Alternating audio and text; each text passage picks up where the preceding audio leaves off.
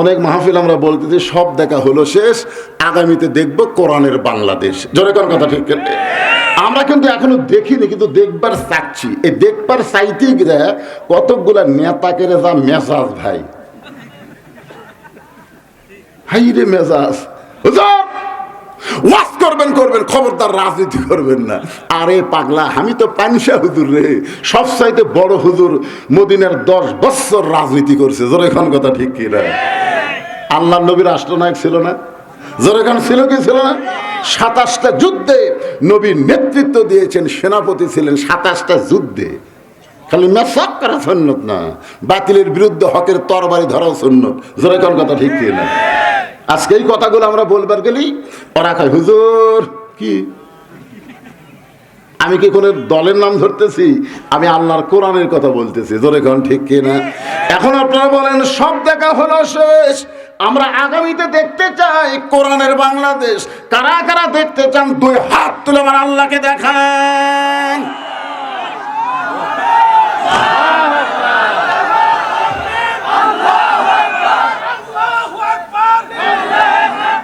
আল কোরআনের আলো সব জায়গায় জালো।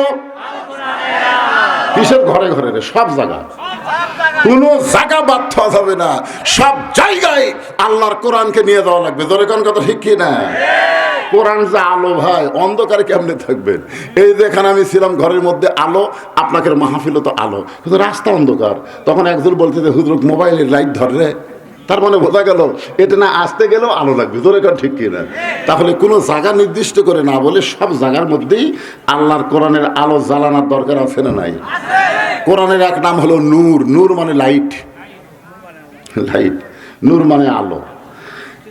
এখন একটা লোকের হাতে লাইট আছে কিন্তু সুইচও টিপ দেয় না। মানে লাইট আছে ঠিকই, লাইট সবই আছে, ওই লাইটটা ঘুরতেছে, আর কয় অন্ধকার বাড়ি, অন্ধকার বাড়ি। সবাইকে খেলে তোর হাতত কি লাইট, তো সুইচ দে। তো এই যে কোরআনের নাম হলো লাইট, কিন্তু সুইচ আমরা দিচ্ছি না। এই সুইচ দেওয়ার দরকার আছে না নাই? হ্যাঁ, এই জন্য আল্লাহ বললেন খলাকাল মাউতা ওয়াল হায়াতা লিয়াবলুয়াকুম, মৃত্যু এবং জীবনকে সৃষ্টি করার পরে আমি আল্লাহ তোমাদের পরীক্ষা করব। এই পরীক্ষার সাবজেক্ট হলো আহসানু আমালা, সুন্দর আমল। সুন্দর আমল যদি আমরা করতে চাই, সুন্দর একটা পরিবেশের দরকার আছে না নাই?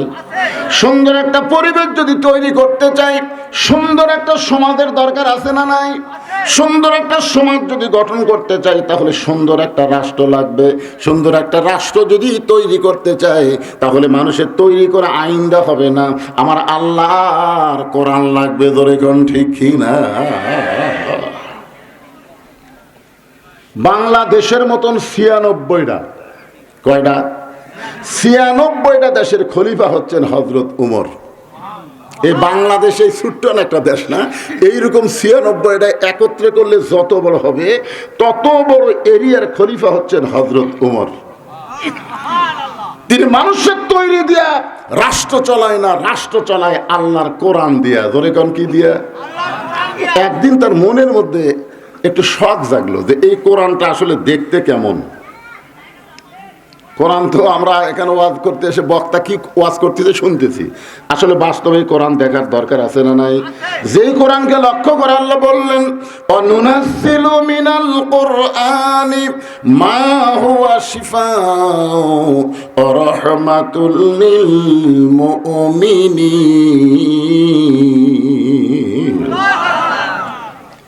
আয়াতটার অর্থ আমি একটু পরে বলতেছি। হযরত ওমর এখন আল্লাহর কোরআন দেখার জন্য ছদ্মবেশে মদিনার অলিগলি ঘুরতেছে।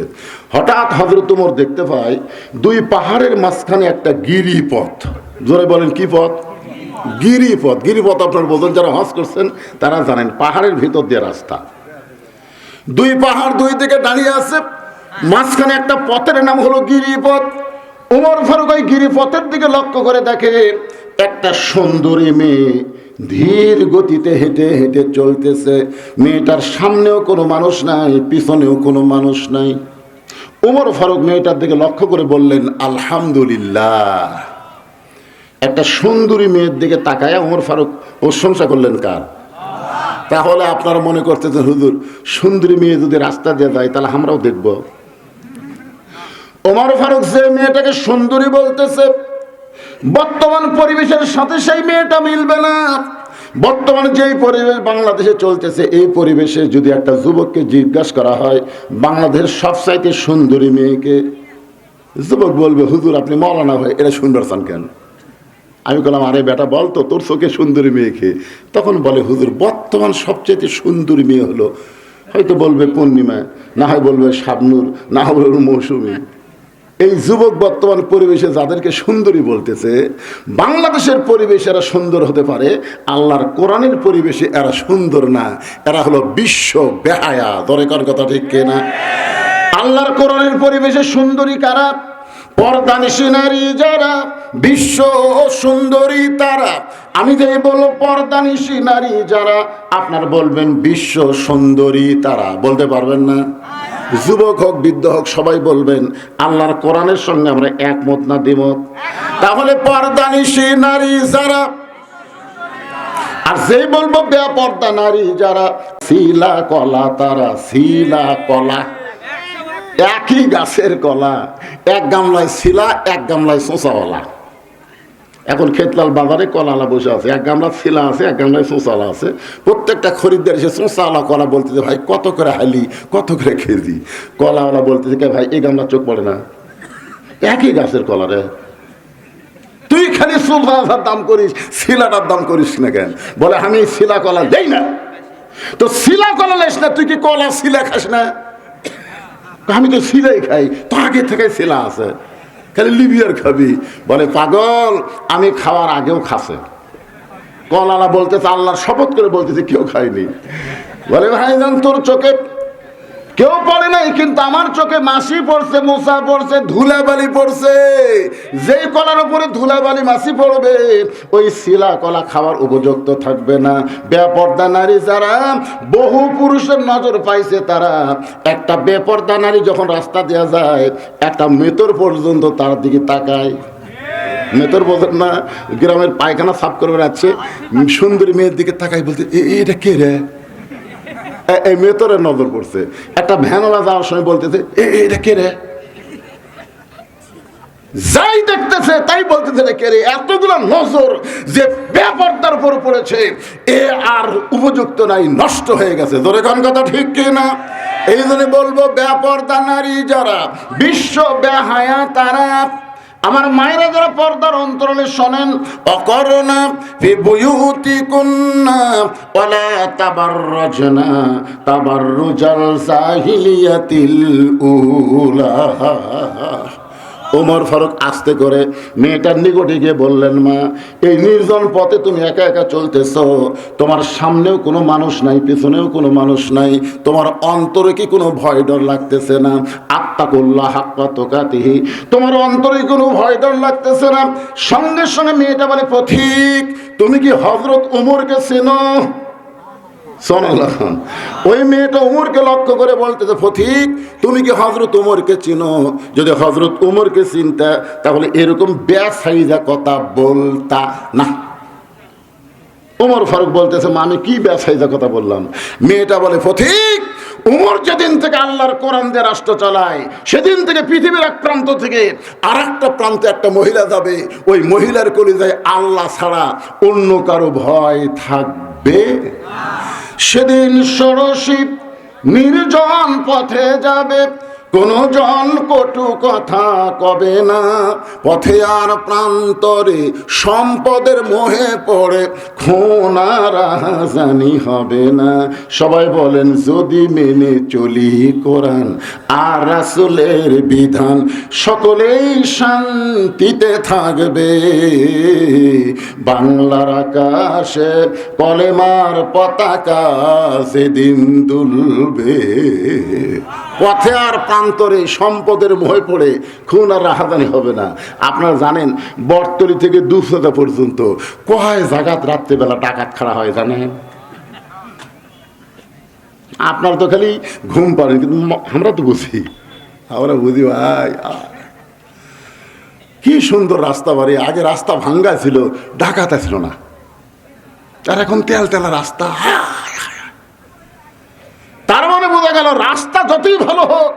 আইন যদি ভালো না হয় সেই রাস্তায় কোনো নিরাপত্তা থাকবে না। জোরে কোন কথা ঠিক? পুলিশ গাড়ি নিয়ে আসে, 2,000 পুলিশ ওই রুটির দোকানে যে রুটি খাচ্ছে। কে ভাই ডিউটি? মানে হাসিনা পলানোর পর থেকে এই পুলিশগুলা কাজে খুবই গাফলাতি করতেছে। জোরে কোন কথা ঠিক কিনা?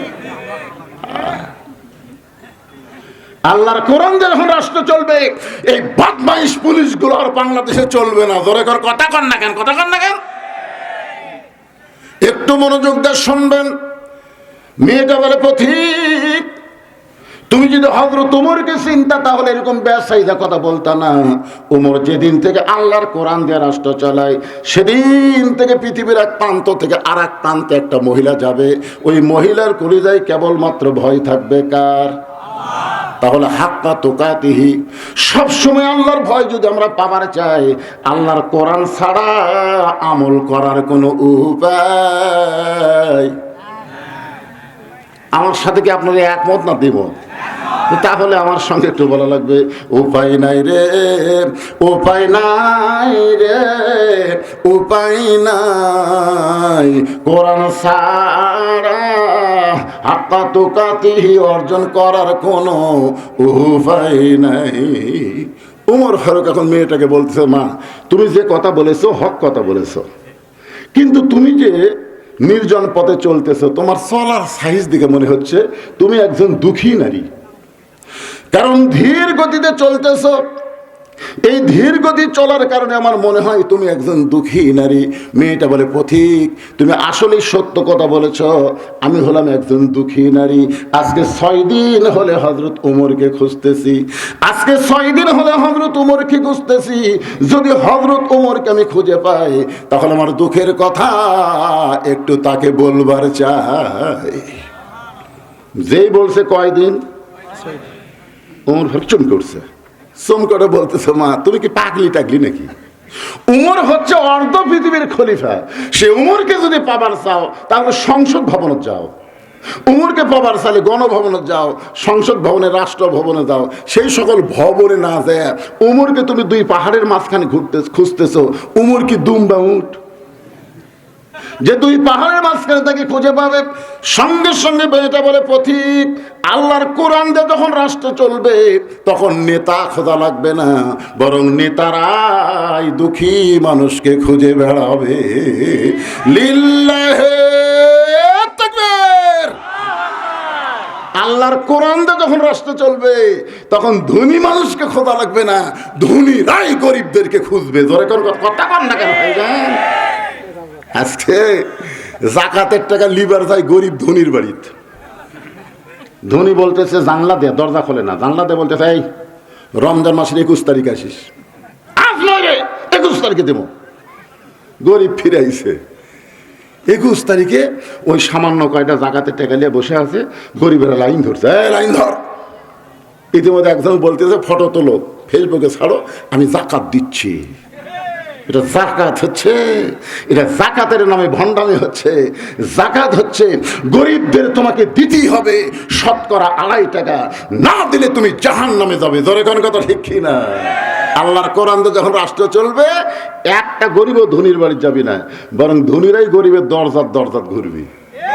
7 দিন ধরে টেকালে, 1 ব্যাগ টেকালে ধনী ঘুরতেছে 7 দিন। যেই গরিবের দরজা যায়, গরিব বলতেছে, ইয়াকা নাবুদু ওয়া ইয়াকা নাস্তাইন। আমরা আল্লাহর গোলামি করে আল্লাহর কাছে সাহায্য চাই, তোর যাকাতের টাকা আমার দরকার নেই। আমার এক দাদা ছিল, রমজান মাসে কোনো লোক যদি ইফতারের দাওয়াত দেয়, দাদারা কয়, এই তোর ইফতার করে আমি রোজার ক্ষতি করবো, দরকার হলে পানি খাবো রে, তাও পরের বাড়িতে আমি ইফতার করবো না।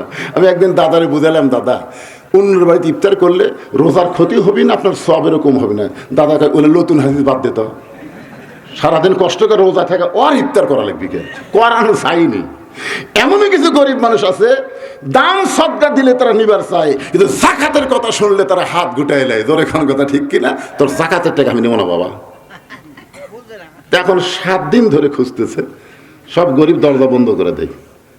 ধনী লোকটা কান্দের বলে, আল্লাহ যদি আজকে গরিব থাকতাম, খালি দরজা খুলে বসে থাকতাম, কিন্তু আজকে ধনী হয়ে কি বলতে পড়ছি, ঘুরতেছি, একটা গরিবও দরজা খোলে না, আমি এখন কি করি? মনের দুঃখে এক ব্যাগ টাকা নিয়ে মরুভূমির মধ্যে গেছে, যা দেখে এক মানুষ বস্তা মাথার দিয়ে ঘুম পাড়তেছে। ব্যাগওয়ালা মনে করছে যাকে 7 দিন পরে গরিব পাচ্ছি। ওই এখন ব্যাগওয়ালা বলে আসসালামু আলাইকুম, বস্তাওয়ালা লাভ ধরে বলতেছে আলহামদুলিল্লাহ। ব্যাগওয়ালা বলতেছে কে রে ভাই তোরে সালাম দিলাম, ওয়ালাইকুম আসসালাম না বলে আলহামদুলিল্লাহ বলিস কেন? বস্তারা বলতেছে 15 দিন হলে এক বস্তা টাকা নিয়ে ঘুরতেছি ভাই, আমি গরিব পাচ্ছি না, তোকে দেখে আল্লাহ শুকর আদায় করছি, বস্তাটা লেতো। ব্যাগওয়ালা কয় আমি ঘুরি 7 দিন, তুই ঘুরিস 15 দিন, তাহলে গরিব গেল কোথায়? গরিব তাহলে কোথায় গেল? সুদ ভিত্তিক অর্থনীতির কবর দিয়া যাকাত ভিত্তিক অর্থনীতি যখন চালু হবে, ওই দেশের গরিব থাকবে না, আল্লাহ তাআলা রহমত বরকতের দরজা খুলে দিবে। সুদের 1 টাকা যে খায়, নিজের মায়ের সঙ্গে 42 বার জিনা করার গুনাহ হয়। চিন্তা করেন, সুদের বড় পাপ যখন রাসূল বলেছেন সুদের সবচাইতে বড় পাপ হলো আল্লাহর সাথে যুদ্ধ করা, তখন নবী কিন্তু মুখ ধরেনি। যেই বলছে সুদের সবচাইতে নিম্ন পাপ, এই পাপের কথা বলতে গিয়ে নবী মুখ ধরছে, নবী নিজের মুখই ধরছে। সাহাবেরা বলে হুজুর সুদের বড় পাপ বলতে গিয়ে আপনি মুখে হাত দিলেন না, নিম্ন পাপ বলতে গিয়ে মুখে হাত দিলেন। রাসূল বলতেছেন কেমনে বলি, শরম লাগতেছে, কেমনে বলি শরম লাগতেছে। সাহাবেরা বলে হুজুর পাপের কথা বলা লাগবে, শরম কি? রাসূল বললেন যে সুদের 1 টাকা খায়। কয় টাকা? 1 টাকা দেওয়ার কথা কিন্তু বলেনি, যে খায়। যারা সুদ দেয় তারকে পাপ কম, কিন্তু যারা খায় খায় খায়। হাদিস শরীফের মধ্যে কোনো জায়গা নাই যে সুদের যে 1 টাকা দেয়, দেওয়ার কথা বলা হয়নি, খাওয়ার কথা বলা হয়েছে। অনেক ব্যক্তি বড় বিপদে পড়ে সুদের টাকা নেয়, বাধ্য হয়ে দেওয়া লাগে। জোরে কথা কন না কেন ভাই যান? তবে সুদের টাকা যারা দেয় এরকম পাপ আছে, কিন্তু এই যে মায়ের সাথে 42 বার এটা নেই। আজকে আপনার ক্লিয়ার হয়ে যান, দেয় না খায়। যে সুদের 1 টাকা খায়, নিজের গর্ভধারীণ মায়ের সঙ্গে 42 বার জিনা করার গুনাহ হয়। জোরে কান নাউজুবিল্লাহ। তাহলে বাংলাদেশে কোনো সুদের হিসাব চলবে? আগামীতে কোরআন দা বাংলাদেশ চললে যাকাত ভিত্তিক অর্থনীতি চালু হবে। জোরে কোন কথা ঠিক কি না? কারা কারা আল্লাহর কোরআনের যাকাত ভিত্তিক অর্থনীতি চান? 2 হাত তুলে আবার আল্লাহকে দেখান। লিল্লাহি তাকবীর। একটু মনোযোগ দিয়ে শোনেন। মেয়েটা বলতেছে পথিক, আল্লাহর কোরআন দিয়ে যখন রাষ্ট্র চলবে তখন নেতা খোঁজা লাগবে না, নেতারাই দুঃখী মানুষকে খুঁজে বেড়াবে। আমাদের বাংলাদেশেও নেতারা খোঁজে। নেতারা যে দুঃখী মানুষ খোঁজে না তা কিন্তু না, আমাদের বাংলাদেশে খোঁজে ভোটের আগে। কখন খোঁজে? নেতা আসতেছে 5 গাড়ির চড়ে আমার এলাকায়, রাস্তায় একটা ফকির যাচ্ছে, নেতা ড্রাইভারকে বলতেছে গাড়ি ব্রেক কর। ড্রাইভার বলতে স্যার কোনো মানুষ তো নাই, ব্রেক খেন। বলে ওই যে আসতেছে। ড্রাইভার বলে তো ভিক্ষা করে খায়। নেতা বলতেছে ভোটের আগে, ভোটের আগে ও যাহমতে থামান। যেই ব্রেক করছে, নেতা গাড়ি থেকে নামে ফকিরের কাছে গিয়ে আসসালামু আলাইকুম চাচা, কেমন আছেন চাচা? ফকির খালি চারিদিকে তাকায়। নেতা বলে চাচা কি দেখেন? বলে তুমি কাকে সালাম দিলে বাবা? বলে আপনাকে দিলাম, আমি ভিক্ষা করে খাই। নেতা বলতে তো ভোটের আগে আপনিও তো আমিও তাই। ফকির কয় আল্লাহ রে, ই কি দিত উমর আলো রে, কি রে উমর ভোটটা দে। ওই আর তোর এলাকাত খুঁজে পাবো রে, ওই ঢাকার যে বাসা কিনবি। জোর কথা ঠিক কিনা? মাঝে মধ্যে আপনাকে খেতলাল বেড়াবার আসবি, কিন্তু চামচার অত্যাচারে একটা ভোটারও নেতার কাছে যাওয়ার পারবি না। জোরে কর কথা ঠিক কিনা? এই শালা চামচা, এই শালা চামচারা নেতা নষ্ট করবে। বুঝতে পারেন না? একটা ভোটার গেছে, একটু নেতার সাথে দেখা গেছে, যে নেতা আমাকে সালাম দিচ্ছে, হাতের সাথে হাত মিলেছে, এখন এমপি হয়ে আবার ঢাকার থেকে আসছে, বারে চলো যাই। যা দেখে চামচা ঘিরে ধরে, এরকম চামচা আছে না নাই? ওমর ফারুক বললেন মা তুমি 6 দিন হলে ওমরকে খুঁজতেছো, কি দুঃখ তোমার মনে? মেয়েটা বলতেছে সেই দুঃখের কথা কেবলমাত্র আমি উমরকে বলবো, আপনাকে বলবো না। উমর ফারুক চোখের পানি ছেড়ে বলে মা তুমি যে উমরকে 6 দিন হলে খুঁজতেছো, আমি হইলাম সেই উমর। সঙ্গে সঙ্গে মেয়েটা বলতেছি আমিরুল মুমিনিন, আপনি যদি সেই উমর হন তাহলে আপনি চোরের মতন একা একা ঘুরতেছেন, আপনার চামচা চিন্তা করে দেখেন, বাংলাদেশের মতন ৯৬টা দেশের রাষ্ট্রনায়ক, পুলিশ নাই, র্যাব নাই, স্যামসিয়া নাই, একা একা ঘুরতেছে। মেয়েটা বলতেছে আমির আল মুমিনিন, এই সুরের মতন একা একা ঘুরতেছেন, আপনার কি স্যামসা নাই? ওমর ফারুক বলতেছেন মা, স্যামসা পালার পশা আমি পাবো কোথায়? স্যামসা পালবার গেলে যে টাকা লাগবে, সে পশা আমার নাই তো। জুমার দিনে হযরত ওমর খুতবা দিচ্ছেন, আত্তাকুল্লাহ হাক্কা তুকাতিহি, খেয়াল করে দেখেন, খুতবা দিচ্ছেন, মাঝখান থেকে একজন সাহাবী দাঁড়িয়ে বলতেছেন আমির আল মুমিনিন, আপনার খুতবা আমরা শুনবো না। ওমর ফারুক বলেন আমার অপরাধ কি? বলে আপনার অপরাধ হলো আমাদেরকে খাটো পাঞ্জাবি দিয়ে আপনি লম্বা জুব্বা পরে খুতবা দিচ্ছেন। যতক্ষণ পর্যন্ত লম্বা জুব্বার কাহিনী না বলবেন আপনার খুতবা আমরা শুনবো না। সঙ্গে সঙ্গে হযরত ওমর চোখের পানি ছাড়লেন। এমন সময় আব্দুল্লাহ ইবনে ওমর বাবার পাশে দাঁড়িয়ে বলতেছে, রে নবীর সাহাবীরা, আমার বাবার জুব্বা লম্বা বলে তোমরা খুতবা বন্ধ করে দেছো, তোমাদের খাটো পাঞ্জাবি হলেও তো নতুন পোশাক পরে আইছো, কিন্তু আমার দিকে তাকায় দেখো আমার কোনো নতুন পোশাক নাই। ওসমান গনি বলে, আব্দুল্লাহ আজকে জুমার দিনে নতুন কাপড় না পরে তুমি পুরাতন কাপড় কেন পরেছো? আব্দুল্লাহ বলতেছে, আজকে যদি নতুন কাপড় পরতাম তাহলে আমার বাবার জুব্বা তোমরা লম্বা দেখতে না। তোমরা সবাই যখন ঘুমাইছিলে আমার বাবা চুপি চুপি আমার দরজায় গিয়ে ডাকে, আব্দুল্লাহ রে। আমি দরজা খুলে তাকাই দেখি বাবার হাতে একটা পাঞ্জাবি।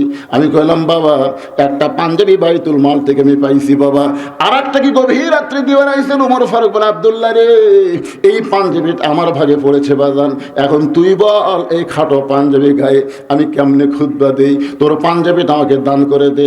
আব্দুল্লাহ বলে, গভীর রাত্রে আমার পাঞ্জাবি বাবাকে দান করে দিলাম। বাবার পাঞ্জাবি আমার পাঞ্জাবি একত্র করে বাবা লম্বা জুব্বা বানায় খুতবা দেয়। এখন বলো বাবার খুতবা শোনা যায় কিনা যায়? সমস্ত সাহাবীরা কান্দে বলে, আল্লাহর কোরআন দিয়ে যখন রাষ্ট্র চলবে এমন মুত্তাকি ভালো মানুষকে মুসলমানের নেতা হিসাবে দেখতে পাবে। নেতার এক নাম হলো ইমাম। নেতার এক নাম কি? যেরকম গতকাল একজন বলে দিছে, নাম হলো সালাউদ্দিন। নাম কি? সালাউদ্দিন। তারেক জিয়াকে বলেছে জাতীয় ইমাম। আপনারা বলেন তো, ইমামতি করবার গেলে তার একটা ঢপ নাই? কথা কন না কেন, ঢপ নাই? এই যে আমি ওয়াজ করবার আছি, এখানে প্রধান অতিথিরা যত বক্তব্য দেখ, মানুষ কিন্তু তার চেহারার দিকে তাকাবি না, কিন্তু প্রধান বক্তা বসার সাথে সাথে দেখবি দাড়ি ঠিক আছে কিনা, টুপি ঠিক আছে কিনা, হুজুরের জুব্বা ঠিক আছে কিনা। আয় হায়, মসজিদের ইমাম খালি দাড়ি আলা খাটো ভাই, আমার ফতুয়া চাচ্ছে, হুজুর ইমামের দাড়ি যদি এক মুষ্টির নিচে হয় ওর পাশে নামাজ হবি? আমি বললাম, তোর দাড়ি? কয় আমার নাই। তো তোর নাই, তুই হুজুরেরটা মারতেছিস? আমার নাই, তাই বলে ইমামের থাকা লাগবে না? তোমরা যাকে ইমাম বলতেছ তারেক জিয়াকে, তার দাড়ি কয় ফুট?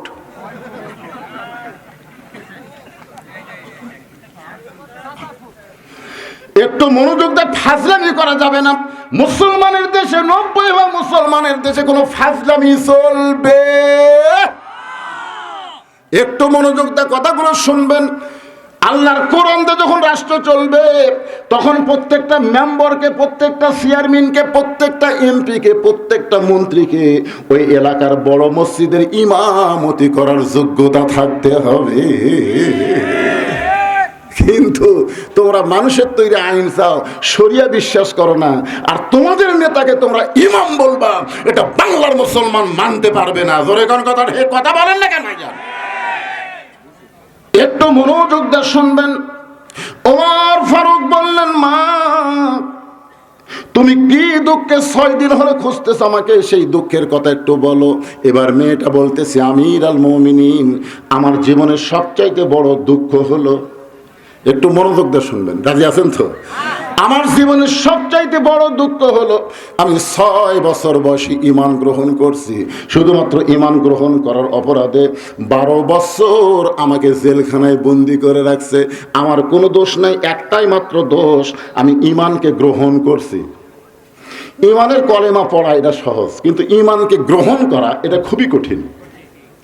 আমাদের বাংলাদেশের আল্লামা সাইদি হুজুর শুধু ওয়াজ করে নাই, বাস্তবে কোরআনকে গ্রহণ করার কারণেই বিনা অপরাধে তাকে 13 বছর জেলখানায় বন্দি করে রাখছে। দরকার কথা ঠিক। আপনারা বলেন তো, আল্লাহর তদন্ত সত্য না হাসিনার তদন্ত সত্য? আল্লাহ কি তদন্ত করেছে? ইন্নামা ইয়াখশাল্লাহ মিন ইবাদিহিল উলামা। বান্দা সমূহের মধ্যে আলেম বান্দারাই আল্লাহকে সবচেয়ে বেশি ভয় করে, এই তদন্ত আল্লাহ করেছে। এখন বলেন তো, সাইদি হুজুর কি বড় আলেম না? তাহলে আল্লাহর তদন্ত আলেমরা ভয় করে কাকে? আরো জোরে কন্ডে ভাই, আল্লাহর কোরআনের সঙ্গে একমত হলে বলা লাগবে, আল্লাহর আলেম বান্দারা ভয় করে কাকে? তো যারা আল্লাহকে ভয় করে তারা মানুষ খুন করতে পারে, তারা নারী নির্যাতন করতে পারে, তারা ধর্ষণ করতে পারে। তাহলে আল্লাহর ওই সাইদি হুজুরকে হাসিনা বিনা দোষে অন্যায়ভাবে 13 বছর জেলখানায় বন্দি করে রাখছে। জোরে কর কথা ঠিক কিনা? এরপরেও মনের ঝাল মিটিনি, জ্বালা বড় জ্বালা রে, আই রে জ্বালা রে। এই জ্বালার ঠেলায় জেলখানা থেকে হাসপাতালে নিয়ে গিয়ে তাকে হত্যা করা হলো। কি করলি হাসিনা, তুই হত্যা করে তোর লাভটা কি হলো? আমার এক ভাস্তা হয়েছে গ্রাম সম্পর্কে, আমার ভাই বলতেছে, হুজুর আপনি একটা আলেম মানুষ, আমার এই সন্তানের একটু নাম রাখেন। আমি বললাম, বাবা তোমার ছেলের নাম রাখো আবু সাইদ। যেই করছে আবু সাইদ, ওই 500 টাকা আমার হাতত দিল। হুজুর খুবই সুন্দর নাম হুজুর, আবু সাইদের কথা মনেই নাই। হাসিনা তাড়ানোর জন্য সর্বোত্তম যিনি বাংলাদেশে জীবন দিছে, এর নাম হলো আবু সাইদ। যেরকম এর নাম কি? আমার সম্পর্কে খালা, তার এক মেয়ে, তার নাতনি হয়েছে। খালা খুবই খুশি হয়ে বলতেছে, বাবা বহু তদবির করে আমার মেয়ের একটা মেয়ে হয়েছে, তুই একটা আলেম মানুষ, একটা ভালো নাম রাখতো। আমি খালা চিন্তা ভাবনার দরকার নেই, হাসিনা থম। সেই খুশি হাসিনা, আমার খালা খালি গড় গড় গড় গড় করতেছে। কিছুক্ষণ পরে মুখ খুলে বলতে, তুই আলেম না জালেম রে, তোর কাছে বললাম একটা ভালো নাম দে, আর তুই খুনি হাসিনার নাম দিলি। তার মানে বোঝা গেল সাইদি হুজুর কিয়ামত পর্যন্ত মানুষের অন্তরে মহব্বতের জায়গা নেবে, তুই হাসিনা ঘিন্না। জোরে কর কথা ঠিক, কথা কর না। বেঁচে থাকাও ওর নামে কেউ মেয়ের নাম রাখবে না, অন্তত 50 বছর। আল্লাহর বান্দার একটু মনোযোগ দিয়ে শুনবেন। ওমর ফারুক বলতেছেন, মা কি দুঃখ তোমার মনে, একটু ভালো করে বলো। মেয়েটা বলতেছে, আমিরুল মুমিনিন, আমি 6 বছর বয়সে ঈমান গ্রহণ করেছি। শুধু ঈমান গ্রহণ করার অপরাধে 12 বছর আমাকে জেলখানায় বন্দি জীবন কাটাতে হয়েছে। সকালবেলা 3টা করে চাবুক মারছে, বিকালবেলা 3টা করে চাবুক মারছে। আমার দেহের এমন কোনো জায়গা নাই যেই জায়গায় চাবুকের আঘাত লাগে নাই। ইয়া আমিরুল মুমিনিন, আমি যেই দেশের জেলখানায় বন্ধ ছিলাম ওই দেশের নাম হলো রোম দেশ। আপনি কিছুদিন আগে রোম পারস্য দখল করে ঘোষণা করলেন, মুসলমান যখন কোনো রাষ্ট্র দখল করবে ওই রাষ্ট্র তখন আল্লাহর কোরআন দিয়ে চলবে, আর আল্লাহর কোরআন দিয়ে যখন কোনো রাষ্ট্র চলবে ওই রাষ্ট্রে জেলখানার কোনো দরকার নেই। আপনি জেলখানার দরজাও মুক্ত করে দিলেন। আমি জেলখানার দরজা মুক্তি পাইয়া আমি কোথায় যাব? কারণ আমার দাদা খ্রিস্টান, আমার বাবাও খ্রিস্টান, যেই দেশে জন্মগ্রহণ করেছি ওই দেশের সবাই খ্রিস্টান। এখন আমি কোথায় যাব? আজকে 6 দিন হলো 2 পাহাড়ের মাঝখানে খুঁজতেছি, যদি আপনাকে পাই আপনার কাছে এই দুঃখিনী মেয়েটা একটু আশ্রয় চায়। ওমর ফারুক চোখের পানি বের করে বললেন, মা আমি তোমাকে আশ্রয় দিবার পারবো না। মেয়েটা বলতেছে, আমিরুল মুমিনিন, আমি শুনেছি জেলখানায় আপনি একজন মহামানব, আর মহামানব হয়ে আমার মতন দুঃখিনী মেয়েকে আশ্রয় দিবার পারবেন না। ওমর ফারুক বললেন, মা ইসলাম কাউকে আশ্রয় দেয় না, বরং ইসলাম মানুষকে অধিকার দেয়। লিল্লাহে তাকবীর। আপনারা গুরুত্ব দিয়ে শোনেন নাই, ইসলাম কোনোদিন আশ্রয় দেয় না, ইসলাম দেয় অধিকার। আপনারা বলেন তো, ইসলামে অধিকার আছে না নাই? গরিবের অধিকার, ধনীর অধিকার, পুরুষের অধিকার, নারীর অধিকার, মেয়ের অধিকার, ছেলের অধিকার, বাপের অধিকার, মায়ের অধিকার ইসলামে আছে না নাই? আজকাল কতকগুলো বলতেছে, ওই যে হুজুররা আল্লাহর কোরআন লে সংসদে যাবি, তোর তো ঘরের মধ্যে বাড়াবার দিবি না, দরজার তালা মেরে থুবি। এমন ভাবে আমার এলাকার এক বেয়ান আমাদের কইছে, ভোট দিব কাক? তখন ইসলামী দলের কথা কছে, কয় পাছা লাল করবি রে, তুই নামাজ পড়িস, প্রত্যেক ওয়াক্ত নামাজের জন্য 10 টাকা করে বাড়ি মারবি। এখন কি করবো? তাহলে তো দেওয়া যাবি না ভাই। আপনার বলেন তো, যেই এলাকায় কাপড় পরা প্রতিষ্ঠা পাইছে, সবাই কাপড় পরে, ওই এলাকাত কেউ যদি ন্যাংটা হয়ে ঘরে, কেমন লাগবে? কথা কর না কেন, কেমন লাগবে? সবাই কাপড় পরে, কিন্তু এক ব্যক্তি ন্যাংটা হয়ে ঘরে, ওকে আপনার ঘুরতে দিবেন? হয় কাপড় পরে দিবেন, না হয় এলাকাতে বাইরে। কাপড় পরা সমাজের মধ্যে ন্যাংটা চলবি না, ধরে কোন কথা ঠিক কিনা? যখন নামাজ প্রতিষ্ঠা পাবে তখন প্রত্যেকটা মানুষ আপন ইচ্ছায় নামাজ পড়বে। নামাজ না পড়া মানুষকে ন্যাংটার মতন মনে হবে। ধরে কোন কার মতন মনে হবে? আজকে পড়তেছে না, কিন্তু একদিন ঠিকই পড়বে। মেয়েটা বলতেছে আমিরুল মুমিনিন, তাহলে ইসলাম আমাকে কি অধিকার দিল? ওমর ফারুক বললেন, মা তোমার বয়স কত? এই কথা, এদিকে কথাকে বলতেছে ভাই, এই মাহফিল কমিটির ছেলেরা কোথায়? তোমরা এই মাহফিল কমিটির ছেলে, এদের মধ্যে একটা চিন্তা কাজ করতেছে। এর আগে কোনো বক্তা ওয়াজ করে আসছিল, কিছুক্ষণ ওয়াজ করার পর থেকে লোক ওঠা শুরু হয়েছিল। তারা চিন্তা করতেছে, আমাকে তো একটা কালেকশন আছে, পারে চাদর কালেকশন, হুজুর কি যে করবি, লোক থাকবি না উঠবি, এরকম একটা চিন্তা কিন্তু এর মধ্যে কাম করতেছে, বুঝলেন? এরা খালি তাদের ঘুরতেছে, এই চাদরলা ভিতরে যাও, যা 5 মিনিটের মধ্যে কাম সারে, একটা আওয়াজ হবে, জোরে কথা ঠিক কিনা? এই ভিতর এই এই এই এই এটার দরকার নেই ভাই। ছেলে ফেলে আপনার কাছে এই গান বাজনা না করে প্রত্যেক বছর কোরআনের মাহফিল করবে, এতে কি আপনারা খুশি না বেজার? কারা কারা খুশি? 2 হাত তুলবার আল্লাহকে দেখায়, লিল্লাহে তাকবীর, হাত নামান। এই ছেলেরা যাচ্ছে ব্যাগ নিয়ে, আপনার 10 টাকা 20 টাকা 50 টাকা যাই যা পারবেন, এই উঠলো একজন উঠবেন না, শুধুমাত্র এই কমিটির ছেলে ছাড়া আপনারা কেউ উঠবেন না ভাইজান। যদি কেউ ওঠে, অযথা ওঠে,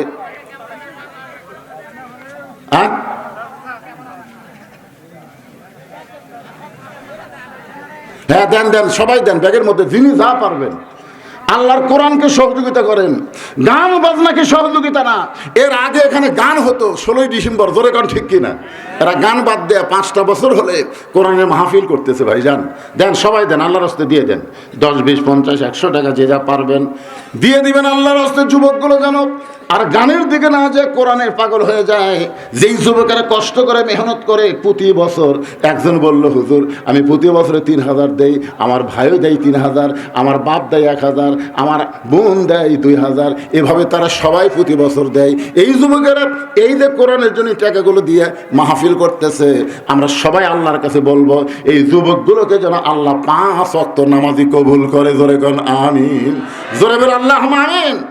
অনেক যুবকেরা কোরআনের মাহফিল করে কিন্তু নামাজ পড়ে না। আপনার বলেন তো, নামাজ না পড়ে এরকম মাহফিল করলে কাম হবে? এই জন্য যুবকদের জন্য আমার আওয়াজ আছে অবশ্যই ইনশাল্লাহ। হ্যাঁ দিয়ে দেন। ওই সাইড থেকে একজনও বের হয়নি কেন? ওই সাইড থেকে বের হোক, একজন ওটা বসা করবেন না। এরা আপনাদেরকে মুরব্বী যুবকের মধ্যে পড়ছে, রে দেখ মুরব্বী, ওটা আসল। সবাই একটু জিকির করে লা ইলাহা ইল্লাল্লাহ, জোরে লা ইলাহা। ঠান্ডায় খাও।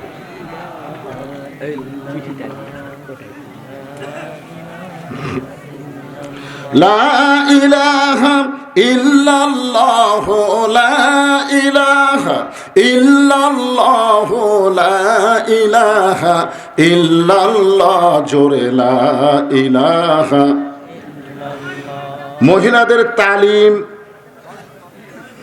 করা যাবে কি না?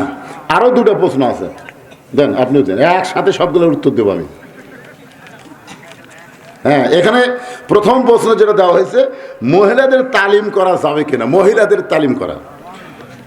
আর একটা প্রশ্ন হলো, মৃত মহিলাদেরকে ব্যক্তিকে কোন কোন পুরুষ লোক দেখতে পারবে, মরার পরে কোন কোন পুরুষ দেখতে পারবে? আসলে মরার পরে যাদের দেখা যায় না, জেতা অবস্থাও চলবে না, তোর এখন ঠিক কিনা? কিন্তু আমাদের বাংলাদেশে পর্দাটা অন্যরকম হয়ে গেছে। যে মেয়েটা জীবিত অবস্থায় পর্দা করেনি, মরার পরে আমাদের কাহালুতে তাকে 5 কাপড় দেয়। আপনাকে এলাকার মেয়েরা মরলে কয় কাপড় দেয়? 5 কাপড় দেয়। আবার দেখবেন খাটনির মধ্যে যখন 5 কাপড় দিয়ে মেয়েদেরকে শোয়ায় রাখে, তখন কিন্তু সবাই বলে মেয়েদের লাশ দেখা হারাম। মেয়েদের কি দেখা হারাম? লাশ দেখা হারাম। তখন দৌড়ে এসে চাদর দিয়ে খাটনি ঢাকে। আপনার কাছে মেয়ে মানুষ মরে গেলে চাদর দিয়ে খাটনি ঢাকে না? ফেরেশতারা বলতেছে আল্লাহ, এই মেয়ে যখন জীবিত আসলো গোটা পাড়া ঘুরিছে, আর মরার পরে 5 কাপড় দিয়ে চাদর দিয়ে খাটনি ঢাকলো কেন? আল্লাহ বলতেছে দেশের নাম বাংলাদেশ রে, ওই দেশের মেয়েরা বাঁচতে মানে না রে, মরার পরে মানে রে, মরার পরে। তাহলে এটিতে প্রশ্ন করলেন মহিলারা মৃত্যু যাওয়ার পরে কোন কোন ব্যক্তি দেখতে পারবে না? মরার পরে খালি দেখতে পারবে না, যেত অবস্থাও পারবে না। ধরুন ঠিক কিনা? তো দুটাই শোনা লাগবে না? 3 নম্বর প্রশ্ন হলো যে মৃত মহিলা ব্যক্তিকে আতর দেওয়া যাবে কিনা? মহিলা মারা গেলে তাকে আতর দেওয়া যাবে কিনা? মারাত্মক প্রশ্ন, তারপরে উত্তর দেওয়া হবে ইনশাআল্লাহ। এটা কি সকলের প্রশ্ন না একজনের প্রশ্ন? সকলের পক্ষ থেকে মহিলারা প্রশ্ন করছে। মহিলাদের কি দেওয়া লাগবে? কারণ আমাদের মহিলাগুলো যদি ভালো হয়ে যায় তাহলে মরদগুলোর কোনো টেনশন নাই, কোনো টেনশন নাই। আমরা সারাদিন কাজকাম করে চিন্তা ভাবনা নিয়ে বাড়ির যখন আসি, আসার পরে বইয়ের সাইজ দেখলে আমাদের মেজাজ আরো বিগড়ে যায়। রাস্তাঘাটে যেগুলো দেখলাম সেইগুলাই ভালো রে, বাড়িটা তো সাইজ নাই, আসলে সাইজ হয়ে থাকে না।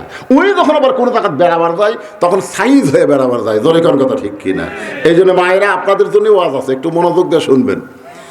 যেই কথা বলতেছিলাম, ওমর ফারুক মেয়েটাকে বললেন মা এখন তোমার বয়স কত? মেয়েটা বল টাকা, তখন 5,000 টাকা দিয়ে বলতেছে বিয়ে, আজকে অনেক কষ্ট করে 5,000 দিচ্ছি, আর 5,000 বিয়ের 15 দিন পরে দেবো। তখন ছেলের বাপ বলতেছে আপনি জানেন ওয়াদা খেলাফ করা কি? আপনি জানেন ওয়াদা খেলাফ করা কি? আপনি আমাকে ওয়াদা দিয়েছেন আজকে 10,000 টাকা দিবেন, আর 5,000 দিয়ে বলতেছেন পরে দিব। আমি বললাম ভাইরে কি হচ্ছে? তখন মেয়ের বাপ বলতেছে হুজুর আপনি একটু আসেন। ছেলের বাপ বলতেছে হুজুর আপনি আগে বলেন তো ওয়াদা খেলাফ করা কি? আমি বললাম ওয়াদা খেলাফ করা হলো মুনাফিকি। দেখেন আমার সঙ্গে মুনাফিকি করলো। আমি বললাম পাগলা ডিমান্ড নেওয়া কি? চিন্তা করে দেখেন, ভালো ছেলে বলতে তাদেরকে বোঝা যায় যারা বিবাহের দিনে মহারণা নগদ দেয়, 1 পয়সা ডিমান্ড নেয় না। যেই ছেলেটা মাথায় টুপি পরে মুখের দাড়ি রাখে, কোনোদিন দাঁড়ায় পেশাব করে না, 5 ওয়াক্ত নামাজ জামাতের সঙ্গে আদায় করে, এই ছেলেটা দেখতে যেমনই হোক ছেলেটা হলো ভালো ছেলে। ওমর ফারুক বললেন মা তোমার তো ঘটকালি করার কেউ নাই, তোমার কোনো অভিভাবক নাই, আমি তোমার অভিভাবক হয়ে একটা ছেলের কথা বলতেছি, দেখো তোমার ছেলেটা তোমার পছন্দ হয় কিনা। মেয়েটা বলতেছি আমির আল মুমিনিন, তাহলে আপনি বলেন তো আপনার কাছে ভালো ছেলেটাকে? ওমর ফারুক বললেন মা ছেলেটার বয়স হলো 22 বছর, লম্বায় হলো 6 ফুট 2 ইঞ্চি। ছেলেটার বয়স হলো 22 বছর, লম্বায় হলো 6 ফুট 2 ইঞ্চি, গায়ের রং ফর্সা, মুখের চেহারা চাঁদের মতন। ছেলেটার নাম হলো আব্দুল্লাহ, বাবার নাম হলো আমি ওমর। ছেলেটার যোগ্যতা হলো 6 লক্ষ হাদিসের হাফেজ, ছেলেটার যোগ্যতা হলো 30 পারা কোরআনের হাফেজ। আমার আব্দুল্লাহর সঙ্গে তোমার বিয়েটা দিয়া তোমাকে আমার বৌমা বানায়া আমার বাড়িতেই তোমাকে অধিকার দিবার চাই। লিল্লাহে তাকবীর। আপনারা বলেন তো অধিকার আছে না নাই? ওমর ফারুক বললেন মা আমার আব্দুল্লাহর সঙ্গে তোমার বিয়েটা দিয়ে তোমাকে আমার বৌমা বানায়া আমার বাড়িতেই তোমাকে অধিকার দিবার চাই। বৌমা বানায়া ধরে কোন কি মা? ছেলের বউকে আপনারা কি বলেন? বৌমা। আমি রাজশাহীর বাগমারাই 3-4 বার বললাম ছেলের বউকে আপনারা কি বলেন? কয় বৌমা। কিন্তু আমার পাশে সভাপতি আছে, ওই কথা কয় না। আমি গেলে চিন্তা করি কেন সবাই বৌমা কয়, সভাপতি কয় না কেন? তাই আমি বললাম কে ভাই আপনার কি ছেলে নেই? যেরকম আমার ছেলে নেই, আমি জীবনে বৌমা পাবো না, কারণ আমার 3টাই মেয়ে। তা আপনি কি আমার দলে? তখন না হুজুর আমার 2 ছেলে বিয়ে দিছি। তো তাহলে আপনার তো 2টা বৌমা আছে, আপনি কথা কন না কেন ভাই? তখন বলে হুজুর আপনি যখন বৌমা বলতেছেন তখন আমার কলজে জ্বলে যাচ্ছে, কারণ 2টা বেটা বিয়ে করাছি, আমি বৌমা পাইনি। এই 2টা হলো বউ দজ্জাল। এই বিয়ে করানোর পর থেকে ওরা বাড়িতে এসে আমার 2 ছেলেকে এমন বুঝ দেওয়া দিছে, এখন আমার 2 ছেলে আমার ছাড়া শহরে থাকে আর আমরা গ্রামত করে থাকি। আগে আমার ছেলে 2টা ভালোই আসলো, কিন্তু বিয়ে করার পরে কি মালদেশ ভালো। আপনি যখন বলেন বৌমা তখন কলিজাতে আঘাত লাগে। হুজুর আমি বৌমা পাইনি, আমি পাচ্ছি বউ দজ্জাল। ধরে কোন বউ কি? এখন আপনারা যারা বেটা বিয়ে করাছেন আপনারা কি মাল পাচ্ছেন, বৌমা না বউ দজ্জাল? এখন আর সবাই কথা হয় না। বেটার বউকে বলা লাগবে বৌমা, কিন্তু বর্তমান পরিবেশে অনেক ছেলে আছে দেখবেন বইয়ের কথা মতো চলে, স্বামীর বইয়ের কথা মতো চলে, বউ যা বলে তাই শোনে। এরকম কিছু ছেলে আছে না নাই? যেরকম আছে না নাই? ওমর ফারুক বললেন, মা আমার আব্দুল্লাহর সঙ্গে তোমার বিয়ে দিয়ে তোমাকে আমার বৌমা বানায় আমার বাড়িতেই তোমাকে অধিকার দিবার চাই। মেয়েটা বলতেছে, আমির আল মুমিনিন, আপনার আব্দুল্লাহর চাইতে ভালো কোনো ছেলে কি দুনিয়াতে নেই? ওমর ফারুক বললেন, মা বর্তমানে আমার আব্দুল্লাহর চাইতে ভালো কোনো ছেলে আমার চোখে পড়ে না। মেয়েটা বলতেছে, আমির আল মুমিনিন, আপনার চোখে হয়তো আব্দুল্লাহর চাইতে ভালো কোনো ছেলে না থাকতে পারে, কিন্তু আমার কাছে একটা ভালো ছেলের খবর আছে। ওমর ফারুক চমকে গিয়ে বলে, মা তোমার কাছে যেই ভালো ছেলের খবর আছে সেই ছেলেটাকে? মেয়েটা বলতে, ছেলেটার নাম হলো হোসাইন, আর বাবার নাম হলো হযরত আলী, মায়ের নাম হলো ফাতেমা, আর নানার নাম হলো মুহাম্মাদুর রাসূলুল্লাহ।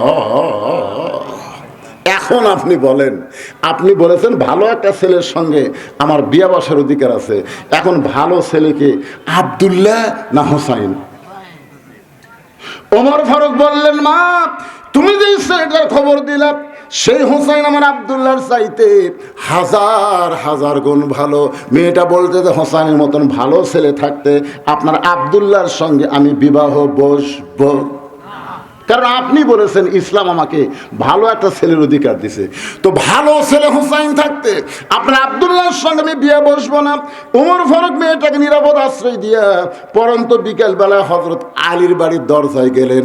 বাড়ির দরজায় গিয়ে রাসূল বলেছেন, ওই বাড়িওয়ালাকে ডাক দেওয়ার আগে তুমি দরজা বরাবর একটা সালাম দাও। সালাম দেওয়া হলো নবীর সুন্নত। আপনার যখন কারো বাড়ি যাবেন, বাড়ির দরজা দিয়ে কি দিবেন? আসসালামু আলাইকুম ইয়া আহলাল বাইত। এই বাড়ির মধ্যে যারা আছো তাদের সকলের উপর আল্লাহর রহমত বর্ষিত হোক। এখন সালামের উত্তর যদি নাও আসে তাও দেওয়া লাগবে। আপনাদের গোরস্থানের পাশ দিয়ে যান, কবরের ধারে যান আপনারা, তো কবরের ধারে যা কি সালাম দেওয়ার কথা আছে না নাই? আপনারা কি উত্তর পান? কিছুদিন আগে ফেসবুকে দেখলাম এক লোক গোরস্থানের মধ্যে ঘাস কাটতেছে, পাঁচির ধারত, জোরে করে কাট ধারত। তো এক লোক এই পাঁচির ধার দিয়ে আসসালামু আলাইকুম ইয়া আহলাল কুবুর, তখন চিল্লায় বলতে, ভাই আমার খবর ভালো না। সেই কথা ভালো না, আমি মারছে দৌড়, স্যান্ডেল জুতা যা আসলে ফালিয়ে দৌড়। ওই মনে করতে কে জীবনে বহুদিন সালাম দিলাম, উত্তর পাইনি। আসলে কি মরা কবর থেকে উত্তর দিছে না জেতাই মারছে? উত্তর পান বা না পান, সালাম দেওয়া হলো নবীর সুন্নত। আসসালামু আলাইকুম ইয়া আহলাল কুবুর। হযরত আলী দরজায় গিয়ে সালাম দেয়, আসসালামু আলাইকুম ইয়া আহলাল বাইত। এই সালাম দেওয়ার পরে হযরত ওমর একটা আয়াত পড়লেন, কোরআন থেকে একটা আয়াত পড়লেন, আম্মা সাইলা ফালা তানহার। আলী চমকে গেল, কে যে সালাম দিল সেটা তো হযরত ওমর, কিন্তু এই ফকিরের আয়াত কেন পড়লো? কিসের আয়াত? ফকিরের আয়াত, আম্মা সাইলা ফালা তানহার। হযরত আলী দরজা খুলে বলতেছে, ওয়ালাইকুম আসসালাম ইয়া আমির আল মুমিনিন, আপনি কবে থেকে আবার ভিক্ষা শুরু করলেন? ওমর ফারুক বলে, আলী রে, জীবনে যেই বিপদে পড়িনি আজকে সেই বিপদে পড়ছি। বলে কি বিপদ? বলে আমার জীবনে আমি কোনোদিন ঘটকালি করি নাই, আজকে তোমার হোসানের ব্যাপারে একটু ঘটকালি করতে চাই। আলী বলতেছেন, আলহামদুলিল্লাহ, আপনার মতন মহান ব্যক্তি যদি ঘটক হয় পাত্রী অবশ্যই ভালো হবে। সুবহানাল্লাহ কর না কেন? ঘটক যদি ভালো হয় পাত্রী খারাপ হবে না ভালো হবে?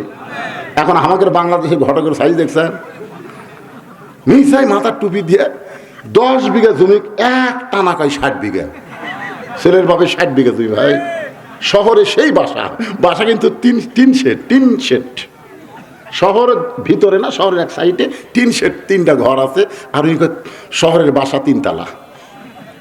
এরকম ঘটক আছে না নাই? জোরে করে আছে না নাই? ঘটক যদি ভালো হয় তাহলে অবশ্যই পাত্রী ভালো হবে। ওমর ফারুক বলেন, আলী রে, পাত্রীর 1 নম্বর গুণ হলো 6 বছর বয়স ঈমান গ্রহণ করেছে।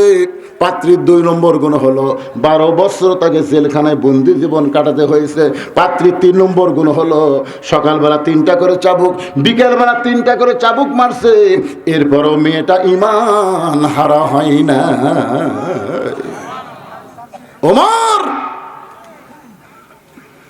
আলী বলতে বলতেছে হযরত ওমর লক্ষ্য করি আমিরুল মুমিনিন আপনি যেই গুণটা বললেন এইরকম একটা মেয়ে আমার হোসেনের জন্য আমি মনে মনে খুঁজতেছিলাম, আমার হোসেনের জন্য আমি মনে মনে খুঁজতেছিলাম। যে মেয়েটার 1 নম্বর গুণ হলো 6 বছর বয়স ঈমান গ্রহণ করছে, 2 নম্বর গুণ হলো 12 বছর ঈমানের পরীক্ষা দিয়েছে, 3 নম্বর গুণ হলো সকালবেলা 3টা চাবুক বিকেলবেলা 3টা চাবুক মারছে, এরপরও ঈমান হারা হয় নাই। আমি মনে মনে এমন একটা মেয়ে খুঁজতেছিলাম। ওমর ফারুক বলে আলী ভাই আমার আব্দুল্লাহর সঙ্গে বিয়ে দিবার চাইলাম, কিন্তু মেয়েটা আমার আব্দুল্লাহকে চয়েস করে না, তোমার হোসেনকে করছে কামনা। এখন বলো আমার ঘটকালি কবুল হয়? আলী বলতেছে আমিরুল মুমিনিন আমার পক্ষ থেকে কোনো আপত্তি নাই। ওমর ফারুক বলতেছে ভাইজান আসেন তাহলে একটু কোলাকুলি করি। হযরত ওমর আর হযরত আলী যখন কোলাকুলি করতেছে এমন সময় হোসেন ঘর থেকে বের হয়ে বলতেছে মুরব্বীরা আপনার যেভাবে কোলাকুলি করতেছেন মনে হয় বিয়ে আপনারাই করবেন। ওমর ফারুক বলে হোসেন মুখ সামলে কথা বলবা, আমিও তোমার মুরব্বী, তোমার বাবাও তোমার মুরব্বী, আমরা 2 মুরব্বী মিলে যদি কোনো সিদ্ধান্ত নেই তুমি কি সিদ্ধান্ত মানবা না? হোসেন বলতেছে ইসলামে বেশি মুরব্বী মানা যাবে না, মুরব্বীকে সম্মান করা যাবে, মুরব্বী জানা যাবে, কিন্তু মানার মুরব্বী একজনই, তিনি হলেন আমার নানা। জোরে কান সুবহানাল্লাহ। যাকে তাকে মুরব্বী মানলে তবলিগের অবস্থা দেখছেন, 2টা মুরব্বী মানার সাথে সাথে মারামারি। আগে কিন্তু মারামারি ছিল না। মুরব্বী যাকে থেকে মানা যাবে না, যাকে তাকে নেতাও মানা যাবে না। জোরে কোন কথা ঠিক কি না?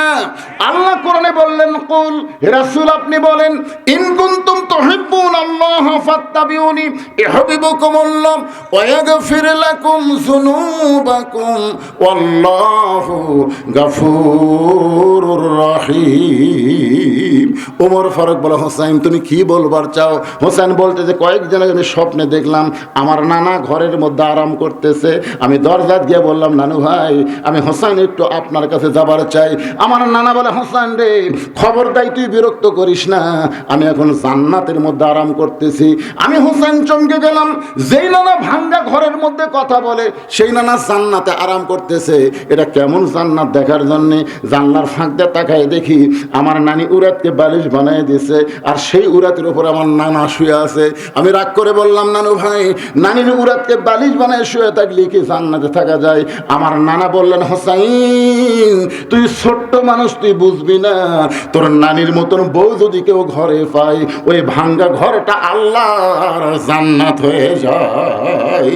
আমিরুল মুমিনিন আমি সেই দিন সিদ্ধান্ত নিয়েছি আমার নানা যেমন বিয়ে করেছে আমি তেমন একটা বিয়ে করব, আমার ভাঙ্গা ঘরকে আল্লাহ যেন জান্নাত বানায়। কারণ ভাবিয়া করিও কাজ করিয়া ভাবিও না, বিয়ার আগেই ভাবা লাগতে হবে, বিয়ার পরে ভাবা যাবে।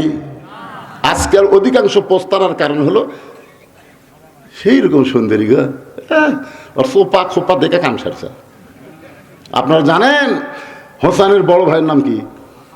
মাঝে মধ্যে গোপনে গোপনে কাঁদতো। একদিন হোসেন বললেন হাসান ভাই আপনি বিয়ার আগে ভালোই আছিলেন, বিয়ার পরে এরকম গোপনে গোপনে কাঁদতেন কেন? হাসান বলতে তুই বুঝবি না। হোসেন বলে না একসাথে থাকছি, একসাথে নানার কাছে গেছি, একসাথে আমরা 2 ভাই বড় হচ্ছি, কি জন্য আপনি কান্দেন আমাকে বলেন? হাসান বলতে ভাই হোসাইন আমি একটা বিয়ে করছি ভাই, আমার বউটা ভালো না, এই বইয়ের অত্যাচারে আমার গোপনে গোপনে কান্না করা লাগতেছে। হাসান রাদিয়াল্লাহু যাকে বিয়ে করেছিল এই মেয়েটার নাম হলো জায়েদা। জোরে গান নাম কি? ওই জায়েদার জীবনে পড়ে দেখবেন কুটনি, এর কথা ওর কাছে, ওর কথা ওর কাছে, এতটুকু কথা এত বড় করেছে। হায় এরকম মেয়ে মানুষ আছে না নাই? জোরে গান আছে না? এখন ভিক্ষা করে আছে ফকুর নেই, মা 4টা ভিক্ষা দাও। বেটার বউ বলতেছে 4টা না 4 সের দেবো। ফকুর নেই কয় কে মা 4 সের দিবা কেন? শাশুড়ি আমার গাল দেয় অন্য বাড়ির পান খাবার কাছে, এই সুযোগে তুমি যাচ্ছে তোমাকে 4 সের দেবো, সংসার ঢুসে দেবো।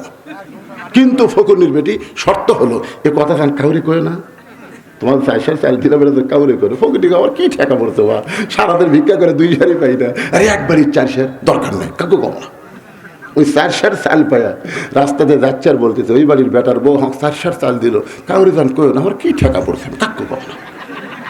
এক লোক বলে ফকুরনির বেটি কি হয়েছে, একলা একলা গল্প করে, ওই যে বাড়ির বেটার বউ গো আমাকে 4 সের চাল দিয়ে কইছে, কাউরি যেন কেউ না, কাউরি কম না, জাকি ভাই তাকে কয়, জাকি ভাই তাকে কয়। চিন্তা করে দেখেন, যেই ফকুন্নি একটা ঝোলার চাল সামলাবার পারে না, যাক্তারে কয় সেই ফকুন্নি যদি বাংলাদেশ সামলাবার দেন, এই সামলাবার পারবি? এর আগে যা হসে হসে, আর কোনো ফকুন্নি চলবি না। এখন থেকে ফকিরের হাতে বাংলাদেশ থাকবে। জোরে কর কথা ঠিক। মেয়েদের দিন শেষ, সবাই বলবেন মরদের বাংলাদেশ, নারীদের দিন শেষ। কে মরদ মানুষ আপনার জোরে কর না কেন বারে? আমার আগে দ্বিতীয় বক্তা ওয়াজ করে গেল কোরআনের আয়াত দিয়ে, আর রিজালু কাওয়ামুনা আলান নিসা, পুরুষেরা উপরে থাকবে, নারীরা তলে থাকবে। এটা কি আমার কথা না আল্লাহর কথা? জোরে কর, কার কথা?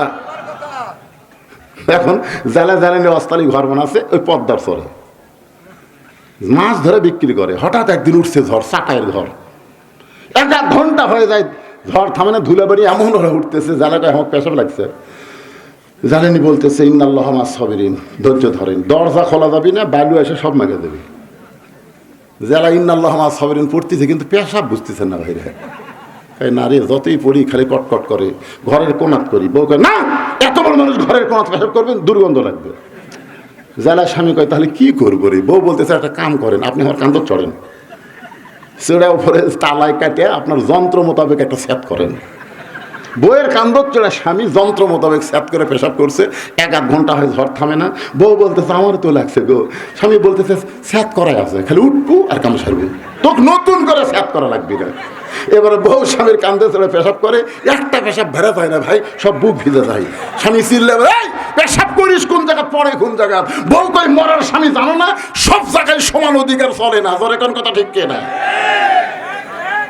সব জায়গায় সমান অধিকার চলবে? একটু মনোযোগ দিয়ে শুনবেন মা, আপনি যখন মা হবেন তখন আপনার দাম বাবার চাইতে বেশি, কারণ মায়ের পায়ের তলি সন্তানের জান্নাত। আলহামদুলিল্লাহ বলেন। যে কথা বলতেছিলাম একটু খেয়াল করেন। হোসাইন বলতেছে আমিরুল মুমিনিন, বিয়ে যদি করতে হয় আমার নানা যেমন বিয়ে করছে, আমি কেমন একটা মেয়েকে বিয়ে করতে চাই। ওমর ফারুক বলতেছে হোসাইন, আমি যে মেয়ের ঘটকালি করতেছি এই মেয়েটা ভালো হবে, তোমার নাইনির মতোই হবে। হোসাইন দৌড়ে গিয়ে বাবার হাত ধরে বলতেছে আব্বা আপনি বলেন তো আমার মা আপনার কেমন বউ? আমার মা আপনার কেমন বউ ছিল বাবা? আপনি যেমন বিয়ে করে আপনি খাতুনে জান্নাত পাচ্ছেন। সুবহানাল্লাহ করেন না কেন? আমার মা হচ্ছে খাতুনে জান্নাত, আপনার দুনিয়ার বাড়িটাও জান্নাত। আমার নানা যেমন বাড়ি জান্নাত করছে, আমিও তেমন একটা বিয়ে করতে চাই। ওমর ফারুক বলেন হোসাইন, আমি যে মেয়ের ঘটকারি করতেছি বাবা এই মেয়েটাও ভালো। হোসেন বলতেছে আমিরুল মুমিনিন, আমি সেই মেয়েকে বিয়ে করব যে মেয়ে আমার 3টা প্রশ্নের উত্তর দিবার পারবে। ওমর ফারুক বলে বাবা কি 3টা প্রশ্ন? হোসেন বলতেছে আমি যাকে বিয়ে করব তার সামনেই প্রশ্ন করব, অন্য কাউকে কোনোদিন প্রশ্ন শোনাবো না। ওমর ফারুক বলে আলী রে, হোসেন যে 3টা প্রশ্ন করবে তোমার কি জানা আছে? আলী বলতেছে জীবনের প্রথম শুনলাম। ওমর ফারুক বলে যে প্রশ্ন উত্তর তুমি জানো না, প্রশ্নই জানো না, আমি ওমরও শুনি নাই, তাহলে মেয়েটাকে আপনি উত্তর দিবে? ওমর ফারুক কাঁদতে কাঁদতে মেয়েটার কাছে গিয়ে বললেন মা আমার আব্দুল্লাহকে বিয়ে কর মা, তোর জীবন শান্তিময় হবে। মেয়েটা বলতেছে আমিরুল মুমিনিন খালি একটা বার বলেন আপনার আব্দুল্লাহ হোসেনের চাইতে ভালো, তাহলে আমার কোনো আপত্তি নাই। ওমর ফারুক বলতে যেটা নয় সেটা কেমনে বলবো? মেয়েটা বলতেছে আপনি কিন্তু বলেছেন ইসলাম আমাকে ভালো ছেলের সঙ্গে বিয়ে বসার অধিকার দিয়েছে, তাহলে হোসেন ভালো থাকতে উমরকে আব্দুল্লাহকে কেন বিয়ে করব? ওমর ফারুক বলে মা হোসেন সেই মেয়েকে বিয়ে করবে যে 3টা প্রশ্নের উত্তর দিবার পারবে, যেই প্রশ্ন তার বাবাও কোনোদিন জানে না, আমিও কোনোদিন শুনি নাই, তাহলে তুমি কেমনে উত্তর দিবা? মেয়েটা ঘরের ভিতর থেকে বলে আমিরুল মুমিনিন হোসেন কি 3টা প্রশ্ন করবে আমি জানি না, তবে আমার ঈমান বলতেছে আমি না পারলে আমার আল্লাহ পারাবে। লিল্লাহি তাকবীর। ইন্নামাল মুমিনুনা আল্লাযীনা ইযা যুকিরাল্লাহু ওয়াজিলাত কুলুবুহুম ওয়া ইযা তুলিয়াত আলাইহিম আয়াতুহু জাদাতুহুম ঈমানাও ওয়া আলা রাব্বিহিম ইয়াতাওয়াক্কালুন। মেয়েটা কি কইছে যে হোসেন কি 3টা প্রশ্ন করবে আমি জানি না, কিন্তু আমার ঈমান বলতেছে। তোরে কোন কি বলতেছে? ঈমান বলতেছে আমি না পারলেও। আজকে আপনাদের ঈমান কি বলতেছে? কাল সারা জীবন কোরআনের ওয়াজই শুনে যাবেন। বাস্তবেই কোরআন বাংলাদেশে দেখার ইমান আপনাদের আছে না নাই? দরকার আছে না নাই? ইমানের বলে বলিয়ান হয়ে কথা বলা লাগবে ভাইজান। আগের দিন বাঘে খাসে, আগের দিন বাঘে খাসে। ওই আপনার ধরে চাষটার গল্প করেন, এমনি এমনি কাম হবে। চারিদিকে তাকায় দেখেন পরিবর্তনের ছোঁয়া লাগছে। জোরে কর কথা ঠিক কিনা? আর সেই দিন নাই। মানুষ এখন বোঝা শুরু করছে, মানুষ এখন বোঝে আমার ভোট আমি দিব, যাকে খুশি তাকে দিব। সেই দিন আর নাই। আমার ভোট আমি দিব, ভালো মানুষ দেখে দিব। জোরে কর কথা কর না গান। হ্যাঁ, আল্লাহর বান্দারা একটু মনোযোগ দিয়ে শোনেন। মেয়েটা যখনই বলেছে আমির আল মুমিনিন হোসেন কি তিনটা প্রশ্ন করবে আমি জানি না, তবে আমার ইমান বলতেছে আমি না পারলেও আমার আল্লাহ পারাবে। সঙ্গে সঙ্গে ওমর ফারুক এক দৌড় এসে বলতেছে আলী ভাই। হঠাৎ আলী বলতেছে এখনই কান্দতে কান্দতে গেলেন, আবার আছেন। ওমর ফারুক বলতেছে তারিখ কর্ম। হোসেন ঘর থেকে বের হয়ে বলে কিসের তারিখ? ওমর ফারুক বলে বিয়ের তারিখ না রে, বিয়ের তারিখ না। তুমি যে তিনটা প্রশ্ন করবা তার উত্তর দিবার পারবে কি পারবে না তারই তারিখ। আলী বলতেছে যেই প্রশ্ন আমি জীবনে শুনিনি, আপনিও জানেন না, আর সেই প্রশ্নের উত্তর মেয়ে দিবি। ওমর ফারুক বলতেছে আলী মেয়েটা এমন কথা বলেছে ইমানের বলে বলিয়ান হয়ে, আমার বিশ্বাস মেয়েটা একলা নাই, মেয়েটার সঙ্গে আমার আল্লাহ আছে। জোরে কর না সুবহানাল্লাহ। আপনার বলেন তো, যার সাথে ইমান আছে, যার ভিতরে ইমান আছে, তার সাথে আল্লাহ আছে না নাই? মাশাআল্লাহ। অহুয়া মাকুম আইনামা কুনতুম। একটু খেয়াল করবেন ভাইজান, ইমানের দাবি যদি কোরবানি হয়, সেই দাবি ঘরে বসে থাকা নয়। ইমানের দাবি হলো কিছু বিনিময়, সেই বিনিময় যদি কলিজার ঘাম হয়, সেই ঘাম দিতে যেন তৈরি থাকি। ওগো দয়াময় আমার আল্লাহ দয়াময়। আল্লাহু আকবার। নির্দিষ্ট তারিখ মোতাবেক প্রশ্নের উত্তরের তারিখ, নির্দিষ্ট তারিখ মোতাবেক ডান পাশে হযরত ওমর বসে গেছে, ডান পাশে কে? আর বাম পাশে হযরত আলী, আর মাঝখানে হলো হোসেন। বসার সাইজটা খেয়াল করেন, ডান পাশে হযরত ওমর বসে গেছে, বাম পাশে হযরত আলী, মাঝখানে হোসেন। সামনে একটা চাদর দেওয়া হয়েছে, চাদরের ওই পারে ওই 18 বছরে যুবতী মেয়েকে বসানো হয়েছে। এখন আপনাদের কাছে আমার প্রশ্ন হলো, সামনে চাদর দেওয়ার কারণ কি? সবাই বলা লাগবে, সামনে চাদর দেওয়ার কারণ কি? আরো জোরসে বলুন। এই যে বেগম মমতাজ, নাম শুনছেন আপনারা? সংসদের মধ্যে একটা গান গাইছিল আল্লামা শফি হুজুর, আল্লামা শফি রহমতুল্লাহ আলাইকে লক্ষ্য করে। শফি হুজুর নাম শোনেনি? আগে হেফাজতের দিন আমি ছিল শফি হুজুর। এই শফি হুজুরকে লক্ষ্য করে 2 টাকার মমতাজ একটা গান গাইছিল। ওরে শরীয়তের মাওলানা সব 2টা করলা কানা, মনের পর্দা বড় পর্দা তোমরা খুঁজা পাইলা না, তেতুল হুজুর বুঝলো না। আল্লামা শফি রহমতুল্লাহ আলাইকে বলেছে তেতুল হুজুর। জোরে কোন কি হুজুর? আর গানের মধ্যে কি বলছে? মনের পর্দা বড় পর্দা তোমরা খুঁজা পাইলা না। মনের পর্দা যদি বড় পর্দা হয়, ওমর ফারুকের মন ভালো না খারাপ? কথা তাই বলতেছেন না, তো কি খারাপ মনে করতেছেন? ওমর ফারুকের মন ভালো না খারাপ? হুসাইনের মন ভালো না খারাপ? আলীর মন ভালো না খারাপ? তাহলে সামনে চাদর দিয়ে কি বুঝাইলো? মনের পর্দা পর্দা না, পর্দা হলো আল্লাহর আইন। পর্দা কার আইন? আল্লাহর আইন রে ভাই।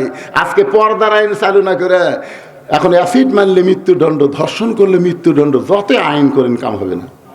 কারণ ঘরের মধ্যে শুটকি মাছ রেখে বিড়ালের উপর আইন দিয়েছেন, ছুটি খালে 20টা বেত মারমো, কিন্তু দরজা খোলা থাকেন। বিড়াল আসে দেখবি কে রে, লাখ টানবি, আর ঘরের দিকে যা দেখবি দরজা খোলা, যায় দেখে খাটের তলে পাতিলে ঢাকনা নাই। আপনারা বলেন তো বিড়াল 20 মিনিট টাইম পাবি? ওই 20 মিনিট ছাড়াই শুরু করবি। এই 20 মিনিট ছাড়া শুরু করছিল শেখ মুজিবুর রহমান।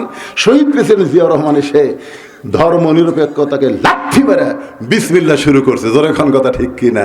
আজও বাংলাদেশে যারা বিসমিল্লাহর বিরুদ্ধে, বুঝবেন তারা আল্লাহ নবীর বিরুদ্ধে। কথা কন না কেন ভাই জান? কিছু নাস্তিক আমাদের দেশে আছে না নাই?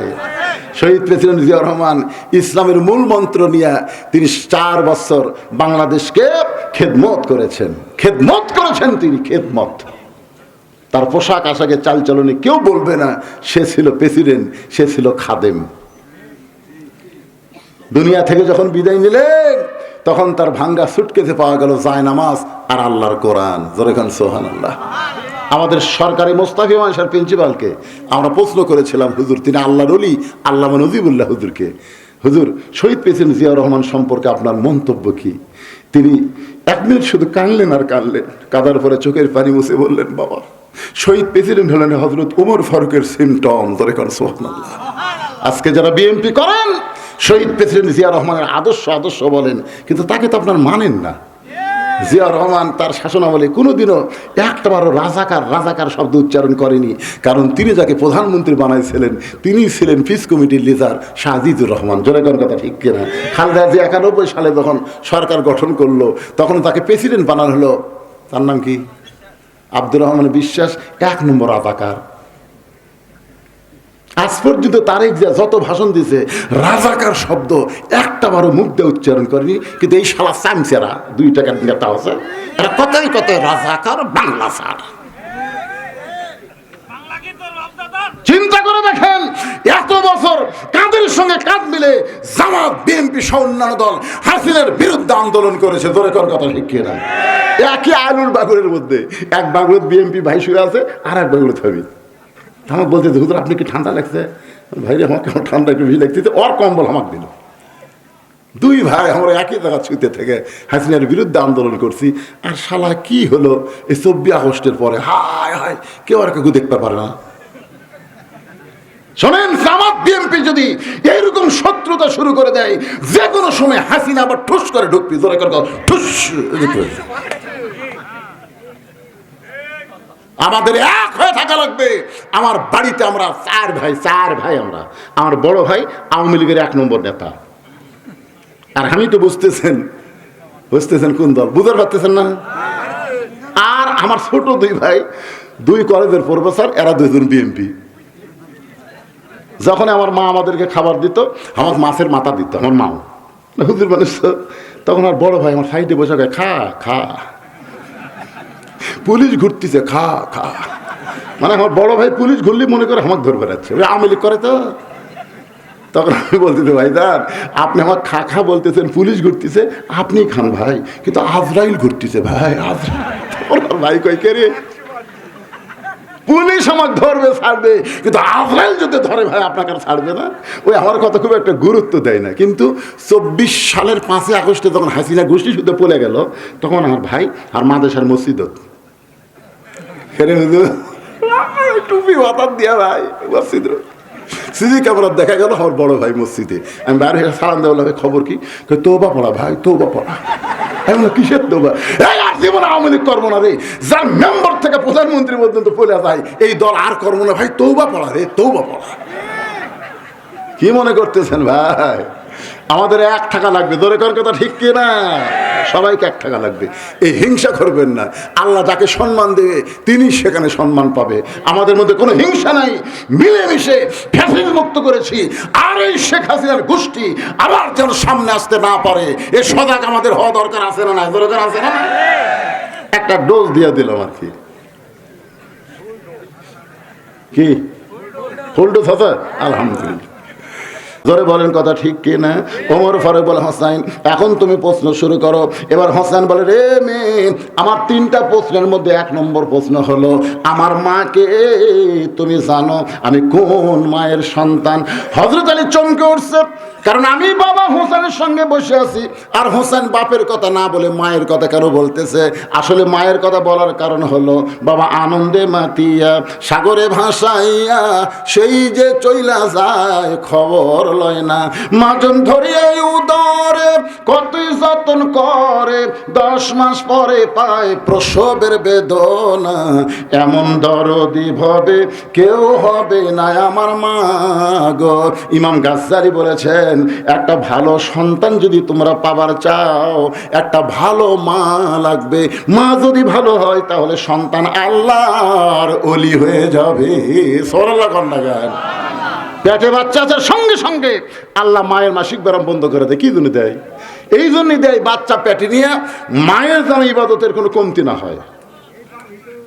পেটে বাচ্চা নিয়ে মা রুকুর থেকে সেজদাত গেছে, ফেরেশতা বলে আল্লাহ দেখো তোমার বাচ্চাকে নিয়ে তোমার বান্দি যখন রুকুর থেকে সেজদাত গেছে বাচ্চাদের পেটের মধ্যে কোকড় মারছে, আল্লাহ রুকুর থেকে যে সেজদাত গেছে এটি সাপ খাচ্ছে। আল্লাহ আল্লাহ গায়ে সাক্ষী থাকে, ফেরেশতা সাক্ষী থাক, যেই মা পেটে বাচ্চা নিয়ে নামাজ পড়তেছে এই মা শুধু নিজে নামাজ পড়তেছে না, পেটের বাচ্চাকেও নামাজি বানায় দিচ্ছে। জোরে কর সুবহানাল্লাহ।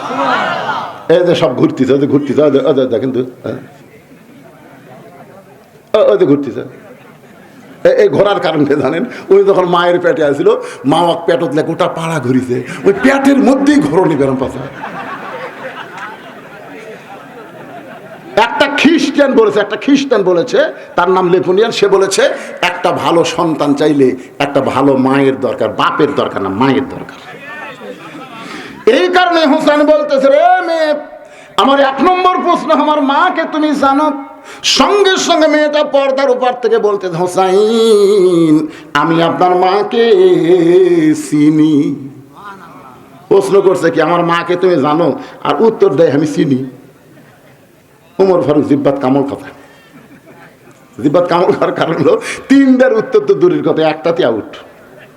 প্রশ্ন করলো কি আর মেয়েটা কইলো কি? আর হযরত আলী চোখ দিয়ে দর দর করে পানি পড়তেছে, আর হোসাইন মুচকি মুচকি হাসতেছে। 3 জন বসে আছে, 3 জনের রূপ 3 রকম। কি মনে করতেছেন? ওমর ফারুক জিব্বাত কামল খাওয়ার কারণ হলো 3টা তো দূরের কথা, একটাতে আউট। আর হযরত আলীর চোখ দিয়ে দর দর করে পানি পড়তেছে এই কারণেই আমি হোসেনের মাকে পুরাপুরি চিনবার পারি নাই। আর তুই কেমনে চিনবি? আমি স্বামী হইয়াও তাকে পুরাপুরি চিনবার পারিনি, স্বামী হইয়াও চিনবার পারেনি। কি বুঝতেছেন? স্বামী হইয়াও পুরাপুরি চিনবার পারি, তুই কেমনে চিনবি? গভীর রাত্রে হযরত আলী ফাতেমাকে দাফন করার পরে আল্লাহর কাছে যখন হাত তুলে বলে, আল্লাহ আমার ফাতেমার প্রতি তুমি কবুল করো, এ কথা বলার সঙ্গে সঙ্গে তাকায় দেখে সামনে কয়েকটা পুরাতন কবর দেখা যায়। এই মাত্র ফাতেমার নতুন কবর দিল, সেই নতুন কবর নাই। গোটা জান্নাতুল বাগে হযরত আলী দৌড়ায় বলে, ফাতেমার কবর, ফাতেমার কবর। কে যেন ডাকতে বলে, আলী রে তুই স্বামী হওয়ার পরেও বান্দি ফাতেমারে চিনিসনি। আমি আল্লাহ তাকে জোহরা ডিগ্রি দিয়া তার কবরটাকে কিয়ামত পর্যন্ত পর্দা করে দিয়েছি, আর কোনোদিন খুঁজে পাবি না। জোরে কর না সুবহানাল্লাহ। যার কবরকে আল্লাহ পর্দা করে দিছে। আর মেয়েটা কি কয়, আমি চিনি। চিনবার গেলে দেখা লাগবে তো 3 জন যুবক বসে গল্প করতেছে, কে রে আমাকে পাড়ার মধ্যে কার বউ সবচাইতে সুন্দরী? তখন একজন বলতেছে, আব্দুর রহিমের ভাই। তুই জানিস না উত্তর পাড়া করিমের বউ দেখছো? আর বউ সুন্দর, আর বউ সুন্দর। তোরা কেমনি? দেখছি হুজুর। আপনারা বলেন তো, পাড়ার ছেলেরা কারো বউয়ের সুন্দরী তারিফ করতেছে, ওই স্বামী কোনোদিনও জান্নাতে যাবি না, কোনোদিনও না। লেখালেন আপনার বউ যদি পাড়ার লোকেরা সুন্দরী কয় আপনি জান্নাতে যাবেন না, কারণ ওরা আপনার বউ দেখিছে, ঢুকিছি মারিছে।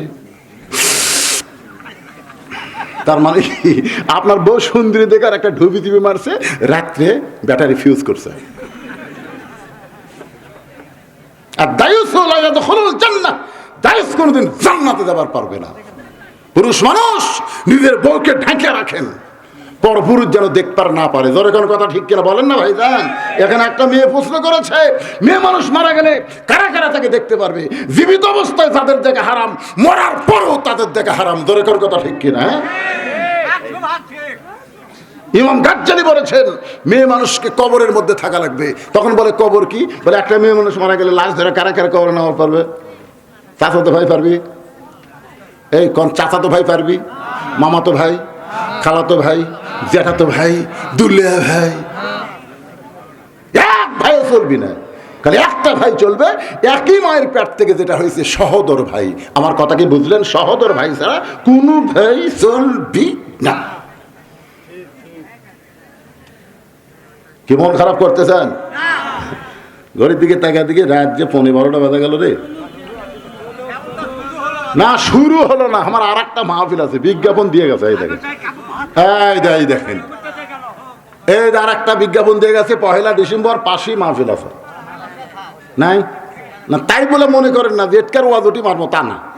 যদি সময়ের মধ্যে না খুলে, কারণ আমার নিয়ত হলো তারিখ, যেই তারিখে দাওয়াত নেবো ওই তারিখের মধ্যে থাকা লাগবে। আজকে কয় তারিখ? এখন কয় তারিখ? 24-এর মধ্যেই থাকা লাগবে। 12টার পরে 25 তারিখ পড়বি, 1 তারিখে দাওয়াত নেই, আর 1 তারিখে ওয়াজ করা জায়েজ নেই, শোনাও জায়েজ নেই। কি করবেন ভাই? একটু মনোযোগ দিয়ে শোনেন। হযরত আলীর চোখ দিয়ে দর দর করে পানি পড়তেছে। সঙ্গে সঙ্গে মেয়েটা বলে, হোসাইন আপনি প্রশ্ন করলেন, আমি উত্তর দিলাম, হলো কি হলো না, একটা বিচারক যে কথাও বলেন না। ওমর ফারুক বলে, কেমনে হবে? তোমাকে প্রশ্ন করেছ মাকে তুমি জানো, আর উত্তর দিলামই চিনি, তুমি কেমনে চিনবা? সঙ্গে সঙ্গে মেয়েটা বলে, হোসাইন আপনার মায়ের চোখের ভুরু জোড়া ছিল। হোসাইন আপনার মায়ের বাম গালে কালো একটা তিল ছিল, থুতুরির তলে লাল একটা দাগ ছিল। সঙ্গে সঙ্গে হযরত আলী দাঁড়িয়ে বলতেছেন, মা যা বলছিস মা, আর বলিস না, কারণ আমার 3 জনের মধ্যে একজন পরপুরুষ আছে। যা বলছিস মা, আর বলিস না, আমরা 3 জনের মধ্যে একজন পরপুরুষ। জোরে বলেন, পরপুরুষের নাম কি? জোরে কন। যে উমর সম্পর্কে রাসূল বলেছেন, আমার পরে কেউ যদি নবী হতো লাউ কানা উমরকে আল্লাহ নবী বানাই দিয়েছে, সেই উমর যদি পরপুরুষ হয়, তাহলে পীর মুরিদের বইয়ের জন্য কি পুরুষ? এই পীর মুরিদের বইয়ের জন্য কি পুরুষ? তা আপনারা যে পীরক বাবা বানাচ্ছেন, বাবা আপনারা বলেন পীর বাবা হয়? বাবা কয়টা? বাবা 3টে বাবা। একটা হলো আদি বাবা আদম আলাইহিস সালাম, জাতির বাবা ইব্রাহিম আলাইহিস সালাম, আর জন্ম দেওয়া বাবা। এই 3টা বাবার মধ্যে ডবল করা যাবে না। কেউ যদি বলে আমার 2 বাপে জন্ম দিছে, বুঝবেন ওর জন্মে ভেজাল আছে। কেউ যদি বলে জাতির পিতা 2টা, বুঝবেন ওর জাতির মধ্যে ভেজাল ঢুকছে। আদি পিতা কয়জন? সবাই জবান করে বলেন, কয়জন? সন্ধ্যের সঙ্গে আলী বলতেছেন, মা চোখের ভুরু জোড়া ছিল, তুমি কেমনে বললাম? আমি বলতে পারবো, কারণ ফাতেমা আমার বিবি। রাসূল বলেছেন, কোন স্বামী বইয়ের ভুরুর মাঝখানে যদি একটা চুমা দেয়, মহব্বত করে, আল্লাহ তার আমল নামায় একটা ওমরা হজের সওয়াব দেয়। সুবহানাল্লাহ। তো কইলা কার ভুরুত? বইয়ের। আবার যেন অন্য কারো ভুরুত মারেন না, বুঝেন না? বইয়ের ভুরুত মারা লাগবে। এই যে ভুরু দেখতেছেন, আপনার বইয়ের ভুরু জোড়া না ফাঁক আপনারা দেখছেন কোন দিন? হুজুর আমাকে এরকম টাইম আছে নাকি? যে আলুর দাম কমেছে হুজুর, ওই দিক তাকানোর টাইম। এ খালি সবসময় কাজ করে পারে। এইবারে চিন্তা করতেছি, এবার আলু মনে হয় কম লাগাবে, এরকম মনে করি। ও রে বাবারে, এরা আরো চেতিছে। লাভ নাই হেলের আর লাভ নাই জেলের। জোরে ঘর কথা ঠিক, এরকে শরম নাই। এই আরে আলুর দাম নাই, আবার টাইম নাই তো, বইয়ের দিকে তাকানোর টাইম আছে? আলী বলতেছেন, মা ফাতেমার বাম গালে কালো একটা তিল ছিল, আমি বলতে পারি থুতুর তলে একটা দাগ ছিল, হোসেন বলতে পারে, কিন্তু তুমি কেমনে বললা মা? কারণ তুমি যেই দেশের জেলখানায় বন্দী ছিলে, ওই দেশের নাম হলো রোম দেশ। ওই দেশের জেলখানা থেকে তুমি কেমনে বললে মা? মেয়েটা বলতেছে, মুরব্বী ওই রোমের জেলখানায় শেরদিল কারারক্ষী সকালবেলা 3টা করে চাবুক মারতো, বিকালবেলা 3টা করে চাবুক মারতো। আমার দেহের এমন কোনো জায়গা নেই যে জায়গায় চাবুকের আঘাত লাগে নাই। একদিন মারতে মারতে আমি যখন দুর্বল হয়ে পড়ে গেলাম, ওই সময় রাগ করে বললাম, আল্লাহ তুমি আছো আসমানে আর নবী আছে মদিনায়, এই রোমের জেলখানায় এই দুঃখিনী মেয়েকে দেখার মতন কেউ নাই। এই বলে কাঁদতে কাঁদতে যখন ঘুমায় গেছি, ওই ঘুমের ঘরে দেখতে পাই একটা নূরের পুতুলি আমার শিওরের পাশে বসে আমার মাথার মধ্যে হাত দিয়েছে। আমি তখন বললাম, কে আপনি? জান্নাতের হুরি না বেহেশতের পরী? আপনি কে গো আমার মাথায় হাত দিলেন? স্বপ্নের মধ্যে মেয়েটা বলতেছে, আমি জান্নাতের হুরিও না, বেহেশতের পরীও না, আমি হলাম জগৎ বিখ্যাত মা ফাতেমা। আমি স্বপ্নের ভিতরে তার চেহারার দিকে নজর করে দেখি, চোখের ভুরু জোড়া দেখতে পাই, বাম গালে কালো একটা তিল দেখতে পাই, থুতুর তলে লাল একটা দাগ দেখতে পাই। সঙ্গে সঙ্গে হোসেন বলে, রে মেয়ে, 1 নম্বর প্রশ্নের উত্তর যেমন আশা করেছিলাম তার চাইতে 100 গুণ তুমি ভালো দিয়েছো। ওমর ফারুক বলতেছে, আল্লাহ আমার ঘটকালি কবুল করেছে। হোসেন বলতেছে, এত সহজ না, কারণ 3টা প্রশ্নের উত্তর না দিলে আমি বিবাহ করব। কেবল একটা হয়েছে তাতেই। ওমর ফারুক বলে, হোসেন তাহলে 2 নম্বর প্রশ্ন করো।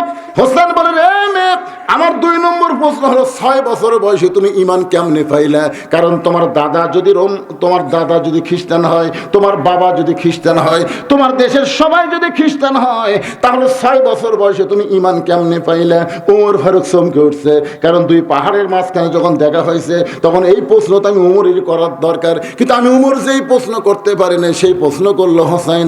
মেয়েটা বলতে, হোসাইন 6 বছর বয়স ঈমান কেমনে পাইলাম? যদি শুনতে চান তাহলে শোনেন, আমি দুনিয়ার সাধারণ কোনো ঘরের মেয়ে না। আমার দাদা হলো রোম সম্রাট কাইসার। একদিন বিকেলবেলা ঘরের মধ্যে গিয়ে বলে, নাতনি রে, আজকে রোমের রাজদরবারে খেলা হবে, তুই কি খেলা দেখতে যাবি? আমি তখন 6 বছরের ছোট্ট মেয়ে, খেলার কথা শুনে খুব খুশি হয়ে গেলাম, কারণ ছোট্ট বাচ্চারা খেলাধুলা পছন্দ কম করে না, বেশি করে। এখনকার ছেলেরা বুঝলেন এই মোবাইলের খেলা ছাড়া ভাতই খায় না।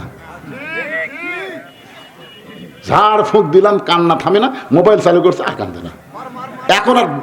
এখন আর ঝাড় ফুঁক লাগতেছে না। ওরে বাবা, অনেকে আবার কয়, হুজুর আমার বাবু মোবাইল ছাড়া খায় না। হুজুর তোমার বাবু মোবাইল চালু করে খিলাচ্ছে, খিলাও। এই ছোটোর থেকে যারা মোবাইল দেখতেছে বুঝলেন, বড় হলে চোখে দেখবি না, কানা হয়ে যাবি রে শালা, কানা হবি রে। এই যুবকেরাই, পাবজি খেলে, ফ্রি ফায়ার খেলে, মার মার মার মার করছে, মার মার, এই যে চোখ লাগাইতে থসে, বুঝছেন? এক ছেলে রাস্তার ধারে দিকে মার মার খেলতেছে, কেউ নাই, ওই একলাই বসে থাকে। তখন এই দিক দেখতে কুদতে যাচ্ছে, চিন্তা করতেছি কে এমন ভাই বসে আছে, লড়া নাই চড়া নাই, কুত্তা মনে করছে গাছের গোড়া, বুঝলে? এই গাছের গোড়া করে যে পেশাব করে দিতে ঠ্যাং দিলে, তখন কি হলো যে কুত্তে পেশাব করে গেল, শালা মার মার, কুত্তে মেরে থেকে গেল। জোরে কথা কর না কেন ভাই রে? মেয়েটা বলে, হোসাইন 6 বছরের ছোট্ট মেয়ে, দাদার কথা মনে রাজ দরবারে খেলা দেখতে এসে দেখি দাদার সিংহাসনের পাশে ছোট্ট একটা চেয়ার আমার জন্য সেট করেছে।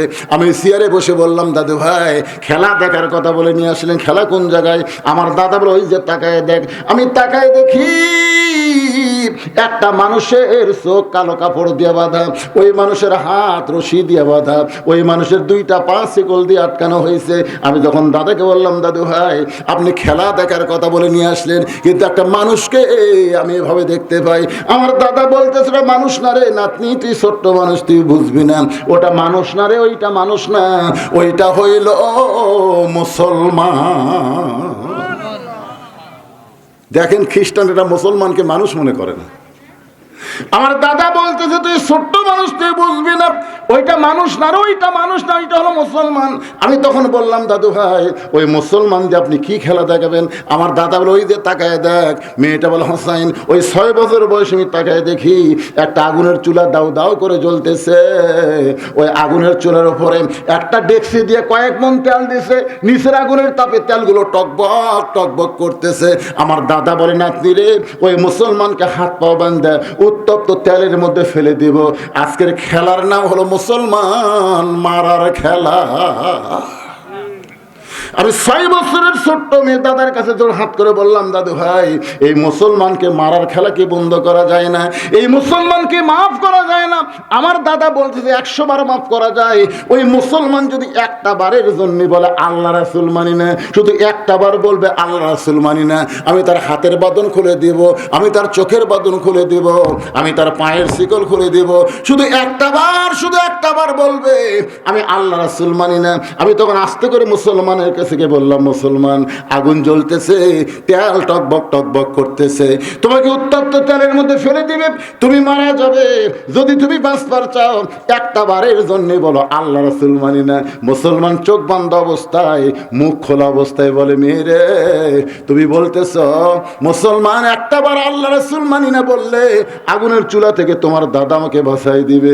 কিন্তু মুসলমান ঈমান গ্রহণ করার পরে তার কলিজার মধ্যে তাসদিক বিল জানান, কলিজার মধ্যে যখন ঈমান ঢুকে যায়, ওই মুসলমান প্রয়োজন হলে গোটা দুনিয়া ছাড়বে, কিন্তু এক মুহূর্তের জন্য আল্লাহ রাসূল ছাড়বে না। দরকার হলে ফাঁসির মঞ্চে যাবে, কিন্তু রাষ্ট্রপতির কাছে বাঁচার দরখাস্ত লিখবে না। দরকার কথা কর না। এরকম মুসলমান বাংলাদেশে দেখেননি? উকিল গিয়ে বলতেন, স্যার খালি রাষ্ট্রপতির কাছে একটা দরখাস্ত লেখেন, রাষ্ট্রপতি যদি দয়া করে আপনাকে মাফ করে তাহলে ফাঁসি আর হবি না। তখন আসামি খালি মুচকে মুচকে হাসে। উকিল কয়, স্যার হাসেন কেন?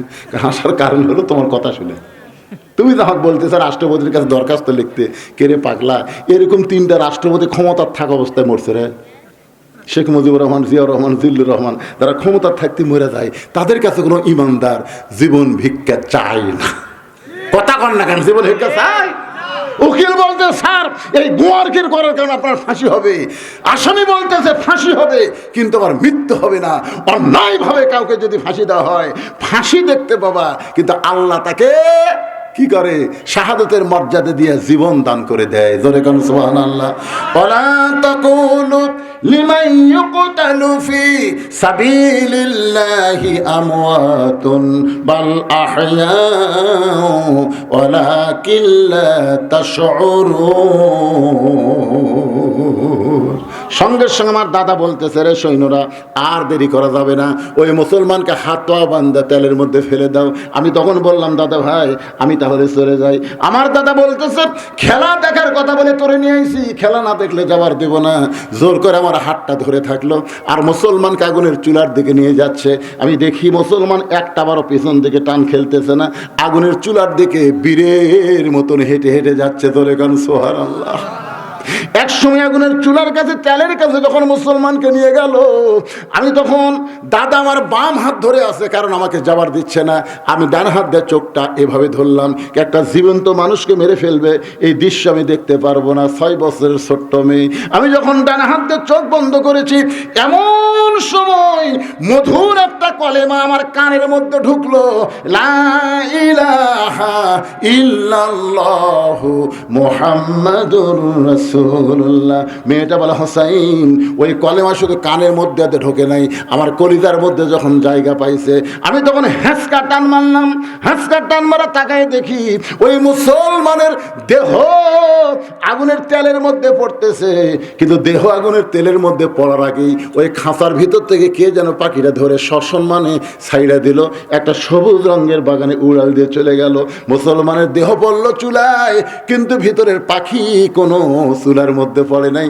ওই পাখিটা উড়াল দিয়ে যখন চলে যায়, আমি এক দৌড়ে মায়ের কাছে গিয়ে বললাম, লা ইলাহা ইল্লাল্লাহ মুহাম্মদ রাসূলুল্লাহ। আমার মা বলতেছে, তুই না তোর দাদার সঙ্গে খেলা দেখতে গেলি, এই মুসলমানের কলমা কোথায় পাইলি? এই কলমা যদি তোর মুখে থাকে মা, তোর দাদা তোকে মারবে, তোর বাপ তোকে মারবে। আমি তখন বললাম, মা এই কলমাওয়ালারা কোনোদিন মরে না। নিজের চোখে দেখলাম মা, খাঁচা যায় চুলার মধ্যে, কিন্তু পাখির কোনো মৃত্যু হয় না। আমি এক দৌড়ে এসে দেখি আমার দাদারা সৈন্য নিয়ে আনন্দ করতেছে আর বলতেছে, মুসলমান মরে গেছে, মুসলমান মরে গেছে। আমি তখন 6 বছরের ছোট্ট মেয়ে আমার দাদার সামনে দাঁড়িয়ে বললাম, কানার ভাগ্যে ধন মিলে না। সবাই বলেন, কানার ভাগ্যে ধন মিলে না। সামনে পড়ে আছে সোনা, কানা দেখতে পায় না, মাটি মনে করে ফাইলা দেয়, হাতে তুলে নেয় না। কানার ভাগ্যে ধন মিলে না। আমার দাদাকে, এই কি বলিস রে? দাদা আপনি বলতেছেন মুসলমান মরিছে, মুসলমান মরে নাই, মুসলমান এখন ইল্লিন নামক জান্নাতের বাগানে ঘুরতেছে। জোরে কান সুবহানাল্লাহ।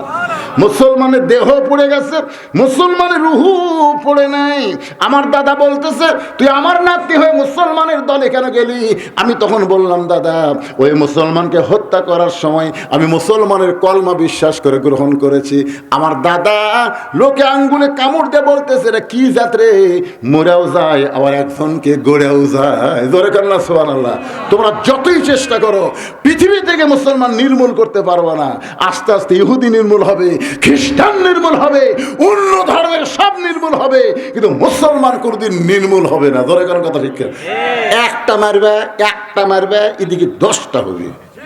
আপনারা জানেন আমেরিকায় বারাক হোসেন ওবামা একদিন কি বলেছে, যে পৃথিবীতে যে হারে মুসলমান বাড়তেছে, 2040 সালের মধ্যে গোটা পৃথিবীতে মুসলমান হবে সবচাইতে সংখ্যা গরিষ্ঠ একটা জাতি। জোরে করে সুবহানাল্লাহ।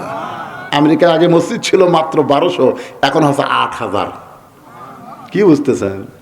আমাদের বাংলাদেশে মুসলমানগুলো সব মুনাফিক হয়ে যাচ্ছে, আর অন্য দেশের কাফিরগুলো সব মুসলমান হয়ে যাচ্ছে। একটাই মাত্র কারণ, আমরা কোরআনের ওয়াজ শুনি কিন্তু বাস্তবে আল্লাহর কোরআন ধরতে চাই না। হোসাইন বলতেছে, আমি 2 নম্বর প্রশ্নের উত্তর যেমন আশা করেছিলাম তার চাইতে তুমি 1000 গুণ সুন্দর দিয়েছো। ওমর ফারুক বলতেছে, আমার ঘটকালে আল্লাহ কবুল করেছে। হোসেন বলতেছে এত সহজ না, 3টা প্রশ্নের উত্তর না দিলে আমি বিবাহ করব। আল্লাহ যদি চায় 1 ডিসেম্বর আবার এখান থেকে আলোচনা শুরু হবে, প্রাণ খুলে আলোচনা শুনবো। আজকে ফজরের নামাজ জামাতের সঙ্গে আদায় করবো ইনশাআল্লাহ। সবাই বলে ইনশাআল্লাহ। খালি ওয়াজ শুনলে হবে না তো, এই ওয়াজটা আমল করা লাগবে। এতে এখন ঘড়ির দেখেন 12টা বাজে, হিচ্ছ দিয়ে ঘুম আসবেন চলবে না। আল্লাহুম্মা বিইসমিকা কেরে, এটা কি হেজাতি লোক আছে নাকি? লাভ ধরেন কেন? এই মোনাজাত করতে অসুবিধা কি? মোনাজাত মানে মাথায় যদি না থাকে তো দেহ দিয়ে কি করবেন? ইস্তিগফার আস্তাগফিরুল্লাহ রাব্বি মিন কুল্লি জামবি ওয়া তুবু ইলাই লা হাওলা ওয়ালা কুওয়াতা ইল্লা বিল্লাহিল আলিয়্যিল আযীম। আল্লাহুম্মা আমিন। আল্লাহুম্মা আনতাস সালাম ওয়া মিনকাস সালাম তাবারাকতা ইয়া যাল জালালি ওয়াল ইকরাম। আল্লাহ, তোমার যুবকেরা কষ্ট করে মেহনত করে হাজার হাজার টাকা খরচ করে আজকে তাফসীরুল কোরআন মাহফিল লাগাইছে। আল্লাহ মেহেরবানি করে যেই যুবকগুলো আজকের মাহফিল আয়োজন করেছে সব যুবকগুলোকে আল্লাহ তুমি 5 ওয়াক্ত নামাজি কবুল করে নাও। আল্লাহ, আজকের মাহফিলের সন্ধ্যা থেকে রাত্রি 12টা পর্যন্ত কষ্ট করে আরামের বাড়ি আমার ঘুমকে বাদ দিয়ে যারা ওয়াজ শুনলো, আল্লাহ তাদের সকলকে কবুল করো। আয় আল্লাহ তাআলা, আজকের মাহফিল ওসিলায় আমাদের সবাইকে হেদায়েত দান করো। আল্লাহ 5 ওয়াক্ত নামাজ আমাদেরকে কবুল করে নাও। আল্লাহ, আজকের মাহফিলের শুরু থেকে শেষ পর্যন্ত যত আলোচনা হয়েছে এর মধ্যে যদি ত্রুটি হয়, ভুল হয়, মাফ করে দাও। এর যা হাদিয়া মঞ্জুর করো সোনার মদিনায় নবী পাকের রওজা মোবারকে আল্লাহ কবুল করে নাও। তামাম আম্বিয়ায়ে কেরাম, আসহাবে কেরাম, তাবিঈনে কেরাম, উম্মাহাতুল মুমিন, শহীদ শহীদান, জান্নাতুল বাকি, জান্নাতুল মাসহ পৃথিবীর যত গোরস্থানে যত মুর্দা শুয়ে আছে আল্লাহ সবাইকে জান্নাতি কবুল করে নাও। আল্লাহ, আমরা যারা হাত তুলেছি, আমাদের জনম দুঃখনী মা যাদের কবরে গেছে, দরদের বাবা যাদের কবরে, আল্লাহ বাপার কবরকে জান্নাতে টুকরা বানায় দাও। সকলে বলেন রব্বির হামহুমা কামা রব্বায়ানি সগীরা। পর্দার অন্তরালে আমার মা বোনের আওয়াজ শুনল, আবিদা সালিহা পর্দার জি কবুল করে মা ফাতেমার চরিত্র দান করো। আজকের মাহফিলের সম্মানিত সভাপতিকে আল্লাহ তুমি কবুল করো। আজকের মাহফিলের সম্মানিত সহসভাপতিকে আল্লাহ তুমি কবুল করো। আজকের মাহফিলের সুদীজন অতিথিকে আল্লাহ তুমি কবুল করো। আলেম ওলামাদের কবুল করো, হাফেজকারীদের কবুল করো, হাদিস সাহেবদের কবুল করো, যুবকদেরকে কবুল করো, কচি কাঁচা বাচ্চাদেরকে আল্লাহ তুমি কবুল করো। আল্লাহ, মিডিয়া ভাইদেরকে আল্লাহ তুমি কবুল করো।